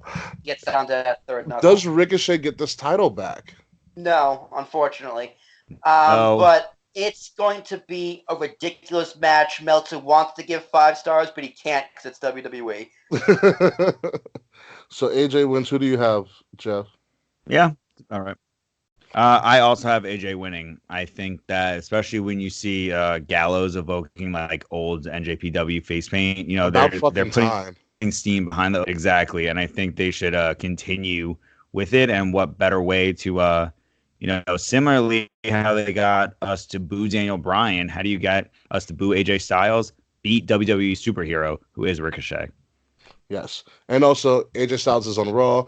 Heyman is running Raw. Heyman's pushing heels, if you haven't figured it out yet. So AJ Styles I will love win. it. Now, to the most interesting match probably on this card. Finn Balor versus The Fiend, Bray Wyatt. Big question is, do we get The Fiend versus the Demon, Jeff? So I think this is very interesting. We've seen the Demon lose once before in NXT to Samoa Joe. So right, or was that KO? I think it was Samoa. Either way, I could Did be we wrong. see him lose to AJ too? As the Demon, though. Yes. That's It's a TLC match Yeah. that Dave always talks No, about. no. I think AJ. I think Finn went over because AJ flew in. Yeah, That's why AJ flew in. AJ flew in. Finn won. So, but either way, Finn hasn't lost as the Demon on the main roster, and Correct. I think that if Finn is going to lose And take time off to get married. someone on the main roster, it might as well be the Fiend. Ricky and I were there for the Fiend's And Kate first Murphy. appearance, and Kate Murphy as well. And it was, even there, just seeing the attention that he drew. I think it's going to be interesting though, because if you follow like the pre-ring or the pre-show mentality that if they go over on the going home show that they're going to lose, then I don't know. Ricky's wrestling. Right, because wrestling's wrestling. So I mean, it's like, like I said, I think if Finn comes out as Finn Balor, the man, the Fiend is definitely winning. If he comes out as the Demon, I think that that's where it gets a little dicey. If it's so obvious Finn's gonna lose, don't waste the Demon. Doesn't need it. I agree. Okay, Fair. Moving on to a match that I really could semi-care less about. As long as KO wins, we got Kevin Owens versus Shane McMahon. If KO loses, he has to quit WWE. KO tried to get Shane to putting his career on the line. Shane pretty much said no, flat out. So the stipulation still stands. KO versus Shane. If KO loses, he is out of a WWE. KO's not losing. Shane is finally going to get his comeuppance. I fucking hope. Yeah, KO is entering a crazy level of over right now as a face that I didn't think was really possible for him. Very true. But and the stunner helps. So yeah, KO needs to win this. I mean, why would he kayfabe quit like just to come back a few weeks later? That's what wrestling does. Here's what we could do. Here's a thing that I just came up with. KO beats Shane, and then Shane tries for a rematch. KO quickly beats him again. So KO wins 2 matches against Shane in the same night. It's like one of those weird instances. And then Shane, as he's leaving and as people are like booing or like cheering that he lost, he's like, you know what, you guys don't deserve me. I quit.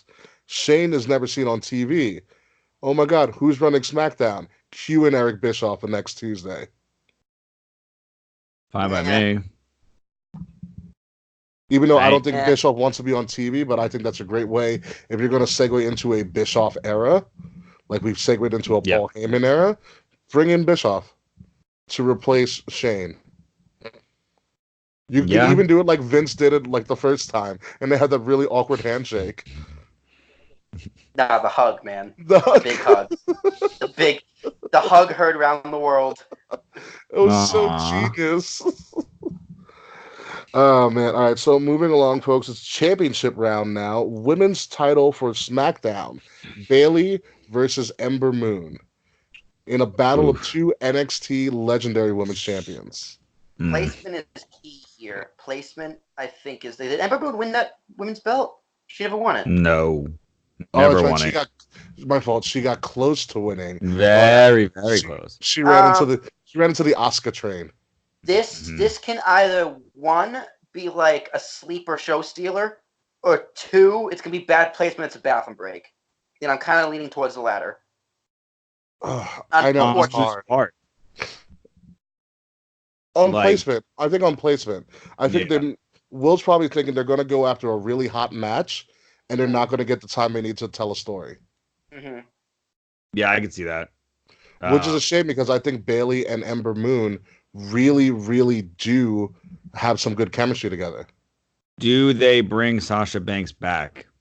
No, not yet. No? You don't think that she doesn't cost Bayley the title? Ooh. Because like if you want to get the title off of Bayley in a way that doesn't make Bayley look weak, who hasn't been on TV since Mania, Sasha Banks, bring her back. And Ember is going to take advantage of that, right? Why wouldn't she? I like it. Do it. And then at Survivor Series, you can build towards Bayley versus Sasha too. Oh, got chills down my spine. There you go. That'd be good. I like that. But you don't have Sasha on. You keep Sasha, like you let her come in, and then you can almost give her like the Bray Wyatt approach. You know, you let her reinvent, like become the boss again. She does the mandible claw. Yeah, right. And maybe. The mandible claw's the key to everything. Exactly. Right, That's all you need. All you need is Foley's blessing, and you're able to achieve great things. Yeah. All right. So next match, WWE Championship match.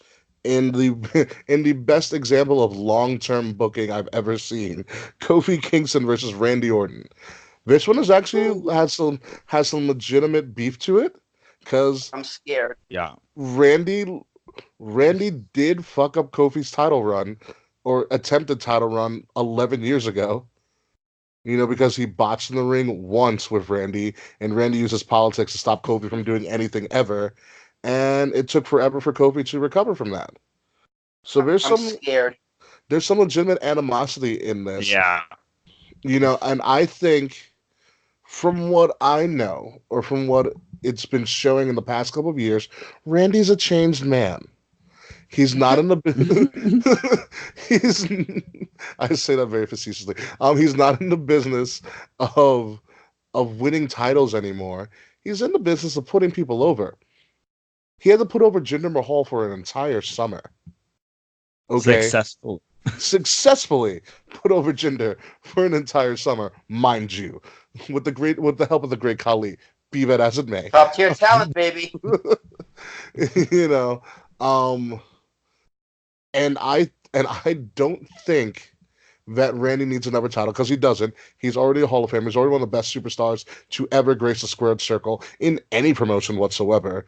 Man is a prototype of a wrestler, if you've ever seen one. And on top of that, you add in the fact that Kofi Kingston has beaten almost every top superstar that WWE has thrown at him since WrestleMania. Daniel Bryan starting out there, Kevin Owens, AJ Styles in that great match from a couple weeks ago on SmackDown. Ziggler. But anybody who's put up against, he's beaten him down. He's been a better champion than Seth Rollins. The most important thing, definitely. He's beaten all former champions. But that as well. This is where I'm going to use your logic and turn it on you. Well, hold on. All right, continue. I was going to say something else, but you can save it for your retort because I know you're going to. All right, cool. With your whole casual viewers, it's been rumored, it's been buzzing around for over a year now that Randy Orton was going to be the champion going into that Fox deal because the casual fans in emerging markets fucking love Randy Orton. RKO. I don't know why. I don't it's the get RKO it. means. It's probably the RKO. But that's why. Like, you see Randy Orton and you're like, oh, he's the guy. Look at him. He's like 6'4", humongous, whipped out of his mind. He's so fluid in the ring. He is your prototype champion. And if you go into a brand new Fox deal for real people who like the real sports, quote unquote, Randy Orton is the guy. Now, I personally don't want him to win. Personally, for all the reasons you said. But if you're talking best for business, I think Randy's going over. And here's where the flip is. You want to talk best for business? Hey, guess what's being debuted right after SummerSlam? I don't know. WWE 24, Kofi Kingston, right? Exactly. Kofi Kingston's winning. I don't know. See, I don't know because I think what better way? Yeah, he's probably winning. Oh wait, but see, I want Kofi to. I want him to win. Welcome, but what if Kofi says, well, what if the story is that Randy actually just played with Kofi's confidence as a champion, and that's why he lost, which is why he then has to play then they play the 24, building up that sympathy again to have him then at another pay-per-view that probably wouldn't mean anything. Now it's going to mean something because Kofi's going to win it back from Randy. No. That'd be a great story if you hadn't seen clips of the 24. I was watching little previews that WWE leaked on their 24. Oh, there's no way they're using that storyline. There's no way. Oh, good. Good then. I'm glad. I don't think Kofi should be on the chase. Like, I want Kofi to win, and you still have another pay-per-view after in September. Night of Champions. Over. Night of Champions. Yeah. He could win, right? He could drop in September to Orton, going right into Fox. I think that he needs to beat Randy. Kofi needs this win. Right. This is the most important match of Kofi Kingston's career. This literally cements his career.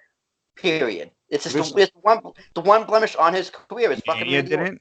Yeah, this ends the chapter on the storyline. Yeah, no, I agree with that. I'm saying, but didn't he establish himself as top tier talent, if you will, at Mania? Well, of course, yes. This is the last hurdle in his career that Kofi Kingston has to jump over. Do you mean for him, like the character of Kofi Kingston? And personally as well. Yeah, like personally, and personally as well. Like for like, okay, yeah, I agree with that. Like you can't tell the full circle story and then just turn around in the last minute and not make it full circle. Yeah, you got to Yeah. complete the circle. He You has gotta to. go full 360. You can't go 345. That's fucking bullshit. I don't know. This is Vince at the helm, though. You don't know. No, Yeah. You know racist Vince. I mean, you got Kofi's proven himself as champion. I don't think you debut his 24, which is going to be a great 24, Oh and you yes. and you have him just lose the title like The hours before. This is a complete side note, but do you? Because I agree, I want Kofi to retain. I think he's doing a phenomenal job, especially compared to Seth Rollins in that championship spot. But Lord do Almighty. you think? Do you think he needs Big E and Xavier anymore? Because Mm, and most of his championship matches, they haven't gone out with him. that's what I mean. So at what point is he just Kofi Kingston, not New Day? He's Will that been ever Kofi happen? Kings.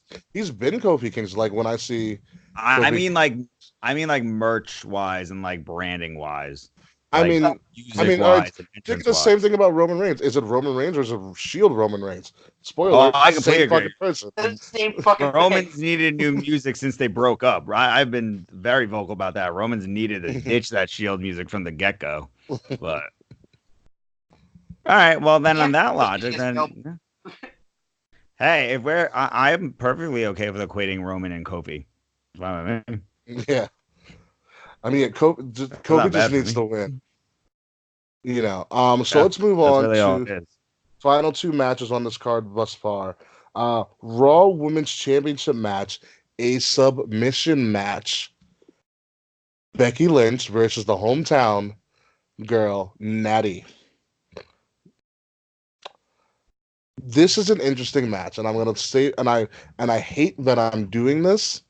I really do, but fucking Slack actually made a good comparison here. And actually, Jeff, you might appreciate this comparison. do Becky I have Lynch, huh? do I have to? Unfortunately, I tried not to, but you're gonna have to. Slack made a good point. Becky Lynch versus Natty Neidhart screams WrestleMania 13 Austin Yeah. versus Brett. As soon as you said that, I thought that instantly, actually. As You gonna have soon a as you double said it. turn? Just in the way, look at it. You go in like Natty's already hinting at playing a heel, even though she's not going to be a heel in Toronto. So, but the thing is, how do you make Natty heel in Toronto? You put up, When or does Becky not tap out? Does Becky truly have her Austin moment in Toronto? Like you could say she had her Austin moment when she bled and Nia knocked her the fuck out. You know Um, what? I don't appreciate it. That's I don't see that at all. No, fuck you, See, I Slack. see That's that. no, absolutely not. Because I the beauty behind Austin Brett at WrestleMania was Austin walked into the match a heel and Brett a babyface, and they walked out opposites. It made Stone Cold. The bleeding was the most iconic spot in wrestling history. Like that's arguably the best match in wrestling history, technically and storytelling wise. This is nowhere near. you don't know that, Jeff. We haven't seen the match. I know, but I don't see a double turn period, and I don't see the match being all that great. Maybe What Well, good, about fine. I've heard rumors also that they want to turn Becky heel against Seth also. So I mean, if you want to turn Becky, I mean, they always wanted Becky to be heel. Becky Becky turning is at SummerSlam was supposed to Becky be should heel. be a heel. That's like I marked out for when Becky finally fucking turned heel because I was at Money in the Bank in 2017 cheering her name like a dumbass when Alexa won. That was me. Sorry, those Becky Lynch chants in Chicago in the Allstate Arena, if anybody was wondering. Yeah, I But mean, I don't know. what if I a mean, double turn is Becky actually becoming a full blown heel? Hey, not when she's on the cover of the new video game. Touche, touche. But I mean, everything is set up for this to be a very You Austin. know what's gonna hurt? You know what's gonna What? hurt sales? A heel. But but it's the man. man's man. Man, But man, man, man. but there's so many glaring similarities between Austin and Brett here that I this don't see it. This could be an Austin Brett style match. It's a submission match, even though Brett versus Austin was an I Quit. It Um, was a submission match, wasn't it? I quit. was it? Are you It was sure? submission. Ask the Was Google. submission? It was submission. All you need is Ken Shamrock as the guest referee. No, Does Brett Cyborg. make an appearance? Oh, have Cyborg as the guest referee. That'd be amazing. Ooh. That'd be cool, actually. But then have Cyborg Cyborg speak Spanish and no one understand what she's saying. That'd be hysterical. I mean, Uno, dos. No, Becky's winning clean. Maybe some shenanigans afterwards. I'm not expecting anything crazy from this match at all. I don't know. This Sorry. is a big match. Natty in her hometown. I don't know. This match can go a bunch of ways. Becky Their should Twitter win. beef too. Like their Twitter beef has been strong. Well, because it's Becky Lynch. Becky Lynch's Twitter game is the most amazing thing in the world. But yeah. Next to Big E. I think Becky should win. Becky should win. How they get there is all types of interesting. Let's move along to the final match that we have on this card. Exactly. Brock versus Seth. This match has lost so much momentum because Seth has looked like an absolute bitch. He can't even Wet breathe. rag. Yeah. What the fuck was his promo on the other night? What was it? The promo on Raw was Like, horrible. what? It's like, what are you doing? He's like, oh, there's sometimes you just want to quit. That's not me, guys. Don't worry. Oh, later. I'm gonna win. What? I'm gonna see guys like don't speak. He's not. You love it. Da, da, da, da. It's bad because Seth, even all of his previous gimmicks, they're all reflexive of his opponent. He's the Beast Slayer. He's the King Slayer. He's not been the architect, Seth Rollins, in his own namesake in a while, and his character is suffering because of it. And we're seeing like him as his championship run did suffer to the hands of Brock Lesnar yet again. So Poor guy. Yeah, I'm rooting for Brock. yeah, I'm rooting for Brock. I hate to say it, but I'm on the Brock train. Maybe this again. A lot of these SummerSlam things are reminding me of SummerSlam's past. This reminds me of Brock Rock, which I was in the arena for. It's my first SummerSlam. This could be, even though The Rock was going away and Brock became the youngest, champion of all time at that moment. Afterwards, you had a heel Rock, even though he left, but he came back as a heel. Maybe this helps return a heel Seth. Do we get the blonde streak back? No. Lunch streak. I love it. Oh, well, you could go like Brock go absolutely nuts, like electrocute Seth, and that's how the blonde streak comes back. Woo! Like totally something totally like sci-fi. Like out of X-Men when like Rogue got her blonde streak from being like used as a pawn for Magneto's destruction of New York City. Oh, I yeah. love it. That's your liberty. Yeah, I think Brock wins. I think Toronto cheers Brock, and I think they boo Seth. Ooh. Ooh. And I think that's what's going to spur Seth being a badass again. We'll see. I don't know. Yeah. I'm not too excited for this paper, to be honest. You said it a lot. I mean, let's see. I mean, I'm looking forward to it. I think I always look forward to SummerSlam, just because it's SummerSlam. So I mean, you never know what's gonna happen. Yeah, I mean they're in a newer city for the first time in Like like the 4 past few years, SummerSlam has been one of the best shows of the year. Period.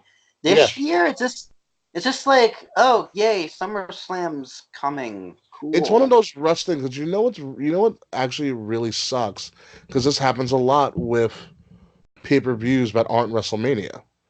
There's not enough time to build.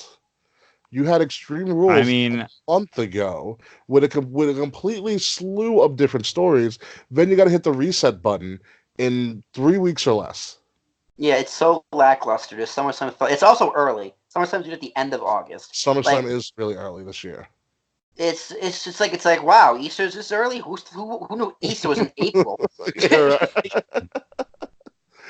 Exactly. So it's one of those things where it's just not enough time to build a mega card like we're used to because you don't have enough time to build the storylines, like we had in Yeah. the past. And I think that's an issue. And I think, it would benefit a lot of the big four pay-per-views, especially SummerSlam, especially Survivor Series, if you don't have that in between tweener pay-per-view. Yeah. Give them 7 weeks to build something. You can take out a couple of pay-per-views to make the bigger ones that much more important. I mean, you can still also have maybe almost like I don't want to say like an undercard pay per view, but like no championship matches Like a on those smack, ones in between. call it Yeah, SmackDown. exactly. But Oh, like, smack. Oh. but then maybe you'll have maybe that would have been the place for the Aleister Black and the Sami Zayn match. Maybe then the 205 live match could have actually been showcased in a prominent way that's not on the pre-show of SummerSlam that nobody cares about, but now it's in just it's its own event. Yeah. So who knows? We'll see. All right. So last but not least, let's have some fun with this. Um, Announce tables are going down in some way, shape, or form. So I'm not even going to figure out what country's announce table. Although if we did extreme rules, we could have picked any of the countries because a bunch of those shits went down. No, Oh, all of them is staying up. Not one's getting destroyed. All of them is staying up. really? A non-table breaking SummerSlam. Yep. Interesting. All right. So who is going to show up that is not going to be on the card? Name 5 people that could potentially show up that are not listed on this card. Brett. Yeah. Of Sasha course, Banks, Brett, Sasha. Ric Flair, Oh, he so would. Lita. Ooh, Edge, Christian, for that matter. any Mr. Canadian. Mr. Yeah. Frets. Slack will be. Drake. I swear to God, if Drake shows up at wrestling, be Justin Trudeau. be I can see. Justin Trudeau. I can see Trudeau showing up. Trudeau's my boy. I fucking love Trudeau. He's the coolest Nah, he's man. Gucci. He's the coolest politician in Like, the yo, what's world. up? Trudeau, you want to hit some of this weed? You legalized it. Yeah, man. Do it. So, all right. So speaking of unannounced appearances, who shows up at Takeover? We didn't even mention that. Oh, Who's that's left? ooh. Um, Do we get a debut of somebody, or do we get a return Put Kevin Owens in there. in the crowd? Yeah. I also I think Fandango and Tyler Breeze make an appearance as the Fashion Police reestablished. Breezango. Yeah. So happy when they came back. Mm-hmm. So happy. Asuka maybe. Maybe. Wild card returning for some reason during SummerSlam, Ruby Riott, even though she's not going to. But just a wild card, just throwing it out there. Yeah. She's been out for a while. She's been having some shoulder issues right now. She's also Bones' secret boo. Bones loves Ruby Riott with a burning passion. Burning passion, Bones. Yes, Love you. it burns. So what are we crowning this? How well do we think SummerSlam is going to do out of 10? Is it going to be better than Takeover, Jeff? No.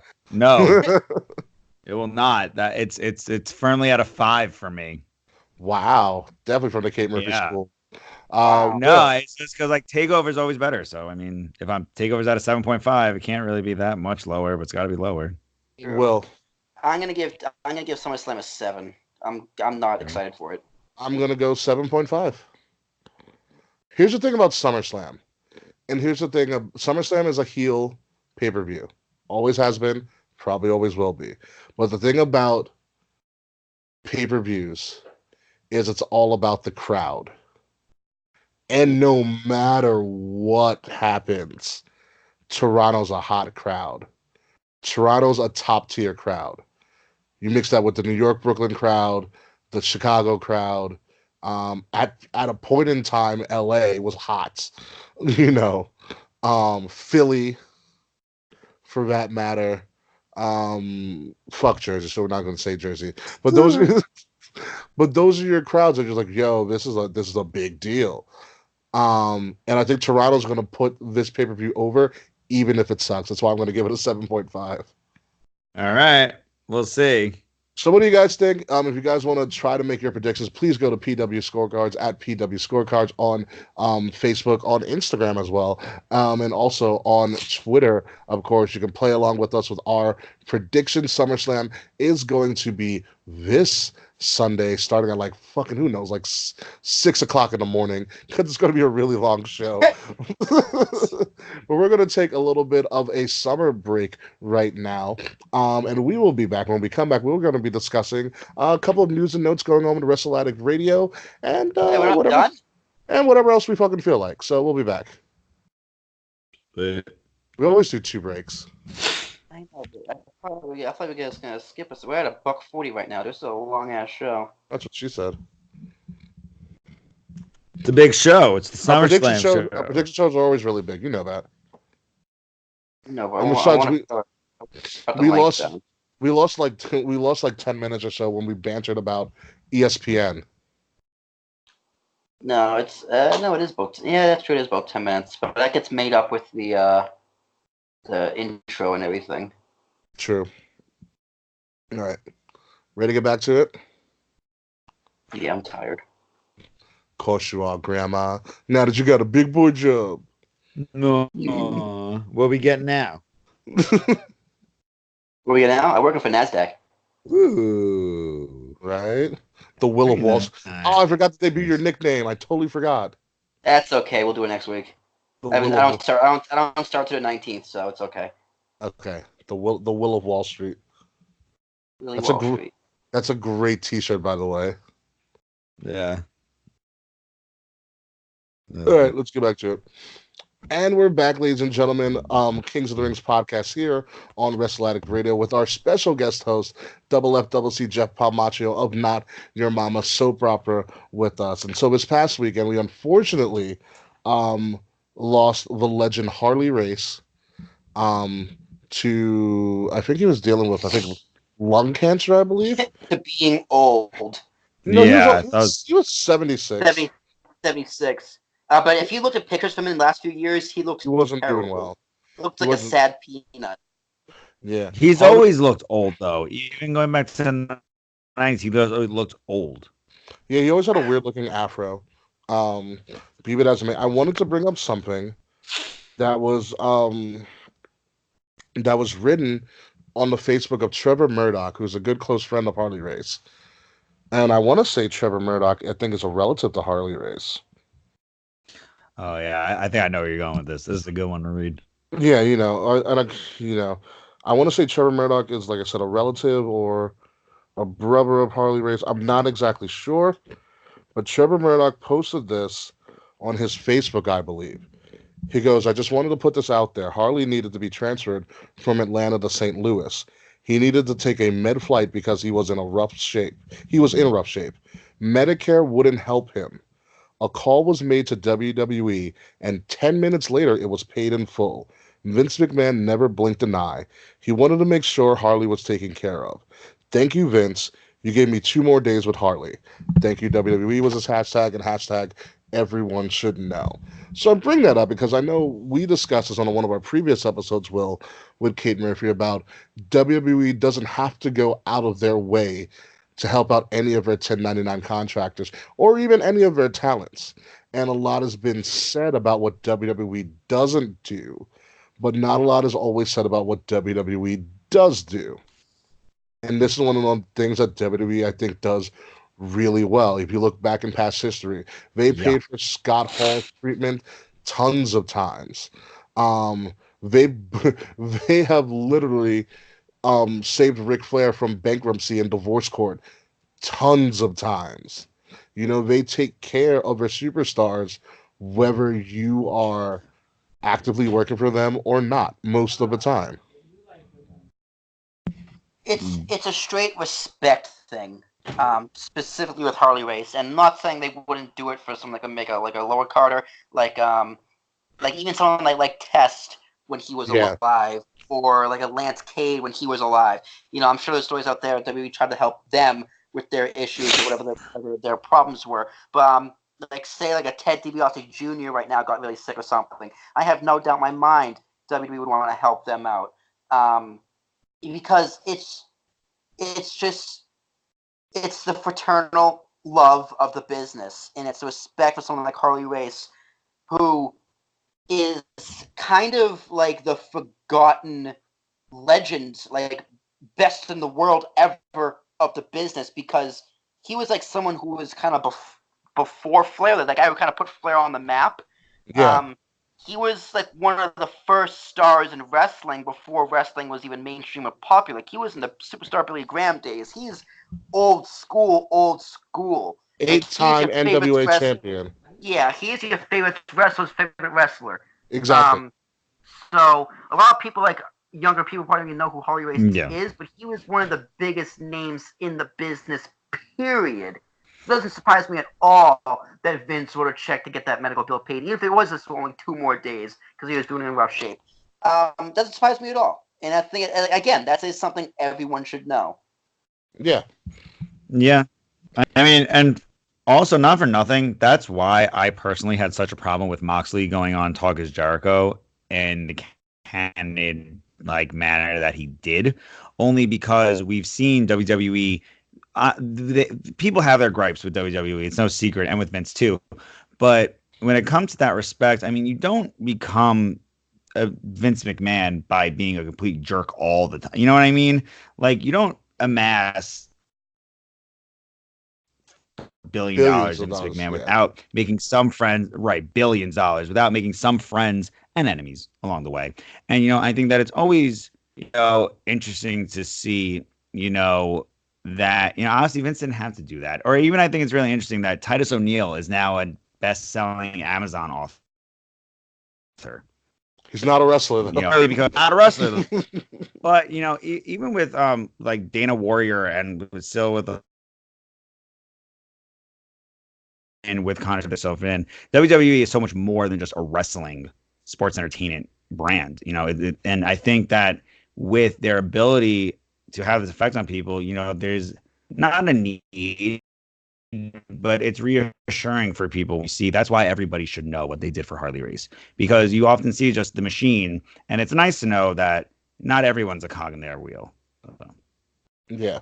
A lot of that you have to thank Stephanie McMahon for really putting in a lot of philanthropic work, which Exactly. has been a lot, which has been a lot of um, her thing that she's been championing ever since she's been one of the heads of the company. That's kind of her birthright, as well. But yeah, WWE does a lot of charitable Yeah, work. I think It's it's awesome. shown. It has. It has. But moving along, this has been a long show. I've been sweating my ninnies off. It's like I'm sweating maple syrup as if I'm already in Toronto. However, we do need to wrap this up and get this show on the road because we have a lot of wrestling to watch this weekend. We'll be going live probably on our either Addict Wrestle Twitter and our KOTR Twitter, whichever one. One of us is going to be live streaming or live tweeting something. So be sure to check us out there this weekend. And on Sunday, morning of, our Patreon will be released featuring content from Kings of the Rings podcast, Not Your Mama Soap Opera, 4 for All WrestleCast, Game Changer Wrestling Podcast, and of course, the Gift of Podcast. All of that content, exclusive content for just $5. There are no tiers. It's only $5 and you get everything. And one of the things that you will be getting is the video version of this podcast. So you will see the nitty and the gritty and all the bullshit we talk about, like Will getting a new job at NASDAQ. So, yes, Willie Welfare has been canceled for right now. But At first, least at least for 6 weeks, if I don't blow it. this is very true. This is very true. So let's get this show on the road. First and foremost, Mr. Jeff Palmaccio, thank you for coming in. Do you have any plugs for us, sir? Absolutely. Yeah, if you want to find me and my wacky adventures, you can follow me on Twitter at 52 Points of Art. If you want to follow my show, Not Your Mama's Soap Opera, where I showcase the entertainment side of professional wrestling and the NPR of Wrestle Addict Radio, at not_opera. And as always, you can follow the Wrestle Addicts Radio at addict_wrestle on Twitter, Facebook, and Instagram. That's right. Will, what do you got for us? I know you're not supposed to play favorites with your children, but I'm gonna do it anyway. Other than ours, Rookie, of course, Jeff's Nocturnal Soap Opera is my favorite show on the network. Sorry, everybody. Oh, thank you. It's just, just listen to that voice. It's just so deep and God, it's like if Vince McMahon ever loved you, he would fucking fall in love with you for your Try. voice. That's what happens. The amount of party favors, if you will, it has that effect. Yeah. Yeah. So yeah, that's all I got. We'll see next week, and hopefully I'm wrong about SummerSlam. Tyson Thomas, ARASHUK. It's funny. Someone asked me how to spell my name today, and I was like, oh, I'll tell you. ARASHUK. That's legitimately how I spell my name all the time. And someone ever asks me, I go, oh, Tyson Thomas, ARASHUK. That's all I got. Dude, say it, don't spray it. Ladies and gentlemen, this has been Kings of the Rings podcast, episode number 159, The Buff Brothers. I am your host, King Ricky Rose, at Ambassador Biggs on all social media platforms, BIGZ, Ambassador Biggs on Facebook, Instagram, Twitter, Snapchat, some people's DMs, less people's text messages, especially if you're in Canada. So you can find Kings of the Rings podcast at KOTR_podcast on Twitter, on Facebook, on Instagram. And you can also find us in the podcast world by subscribing to Wrestle Addict Radio at addicts_wrestle on Twitter. Also find Wrestle Addict Radio at Wrestle Addict Radio on Facebook and Instagram. Our podcast can be found everywhere: iTunes, Spotify, iHeartRadio, Stitcher for that matter as well, and everything in between. It's been a great show. Thank you, Jeff, again for coming in. Kate Murphy, hopefully we get you some replacement ovaries. Willie, you are no longer Willie Welfare. You are Willie Wall Street. And with that being said, folks, we are on the road to sleep. So, ladies and gentlemen, this has been Kings of the That was good. Sleeper slam. Yeah, sleeper slam. This has been Kings of the Rings podcast. Goodbye and good night. And fuck you, Slack. We're the kings of the rings. And we'll see you next week. Peace. Right. A little bit long, but it is what it is. So, Jeff, when do you want to meet up? Tomorrow. You tell me. Actually, I'll let you know when I get home from work, because I'm going to go home and change and whatnot. So, wait. Do we need a we transfer to send over Jeff's audio? Jeff, how did you transfer stuff over to us before? Was it WeTransfer? I recorded it, and I transferred it to an MP3, and I just emailed you the MP3. That works. Okay. Do you want me doing that? Or yeah, it's honestly good to me however you can get it. It's good to me. I like right meow. Yeah, so I'll do it. All right, so I'm gonna stop. Yeah. I'm stopping my recording now, and then I'll get it to sharing it to you. Do you need my email? Yeah. No, I have your email. All right, cool. Yes. Sweet. Shout out to everybody on Patreon that's watching this right now. It's been the first of many exclusive videos you'll get from Kings of the Rings podcast, as well as a bunch of other shit that we're going to come up with. Best of the Wrestlers coming back. Axe the Kings will come back. Will's Wrestle Wars will come back.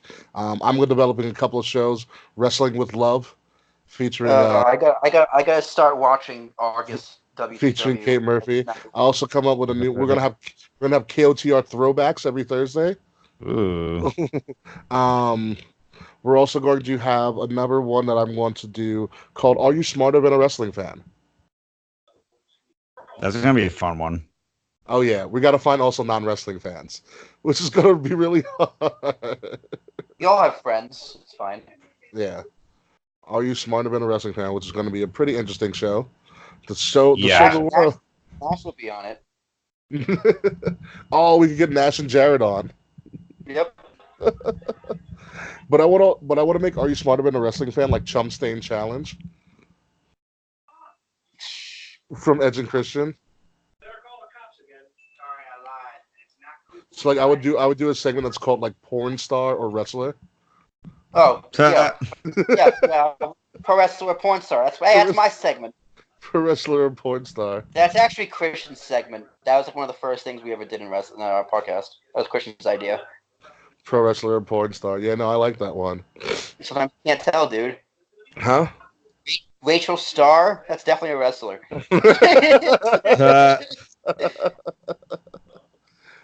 Badass Billy Gunn, porn star, of course. Clearly. Mr. Ass. I mean, Mr. Ass, yes. Oh man! All right, we're gonna stop this recording. And the Yankees won 14-2. God damn it! Man, 5 home runs, dude. It's ridiculous.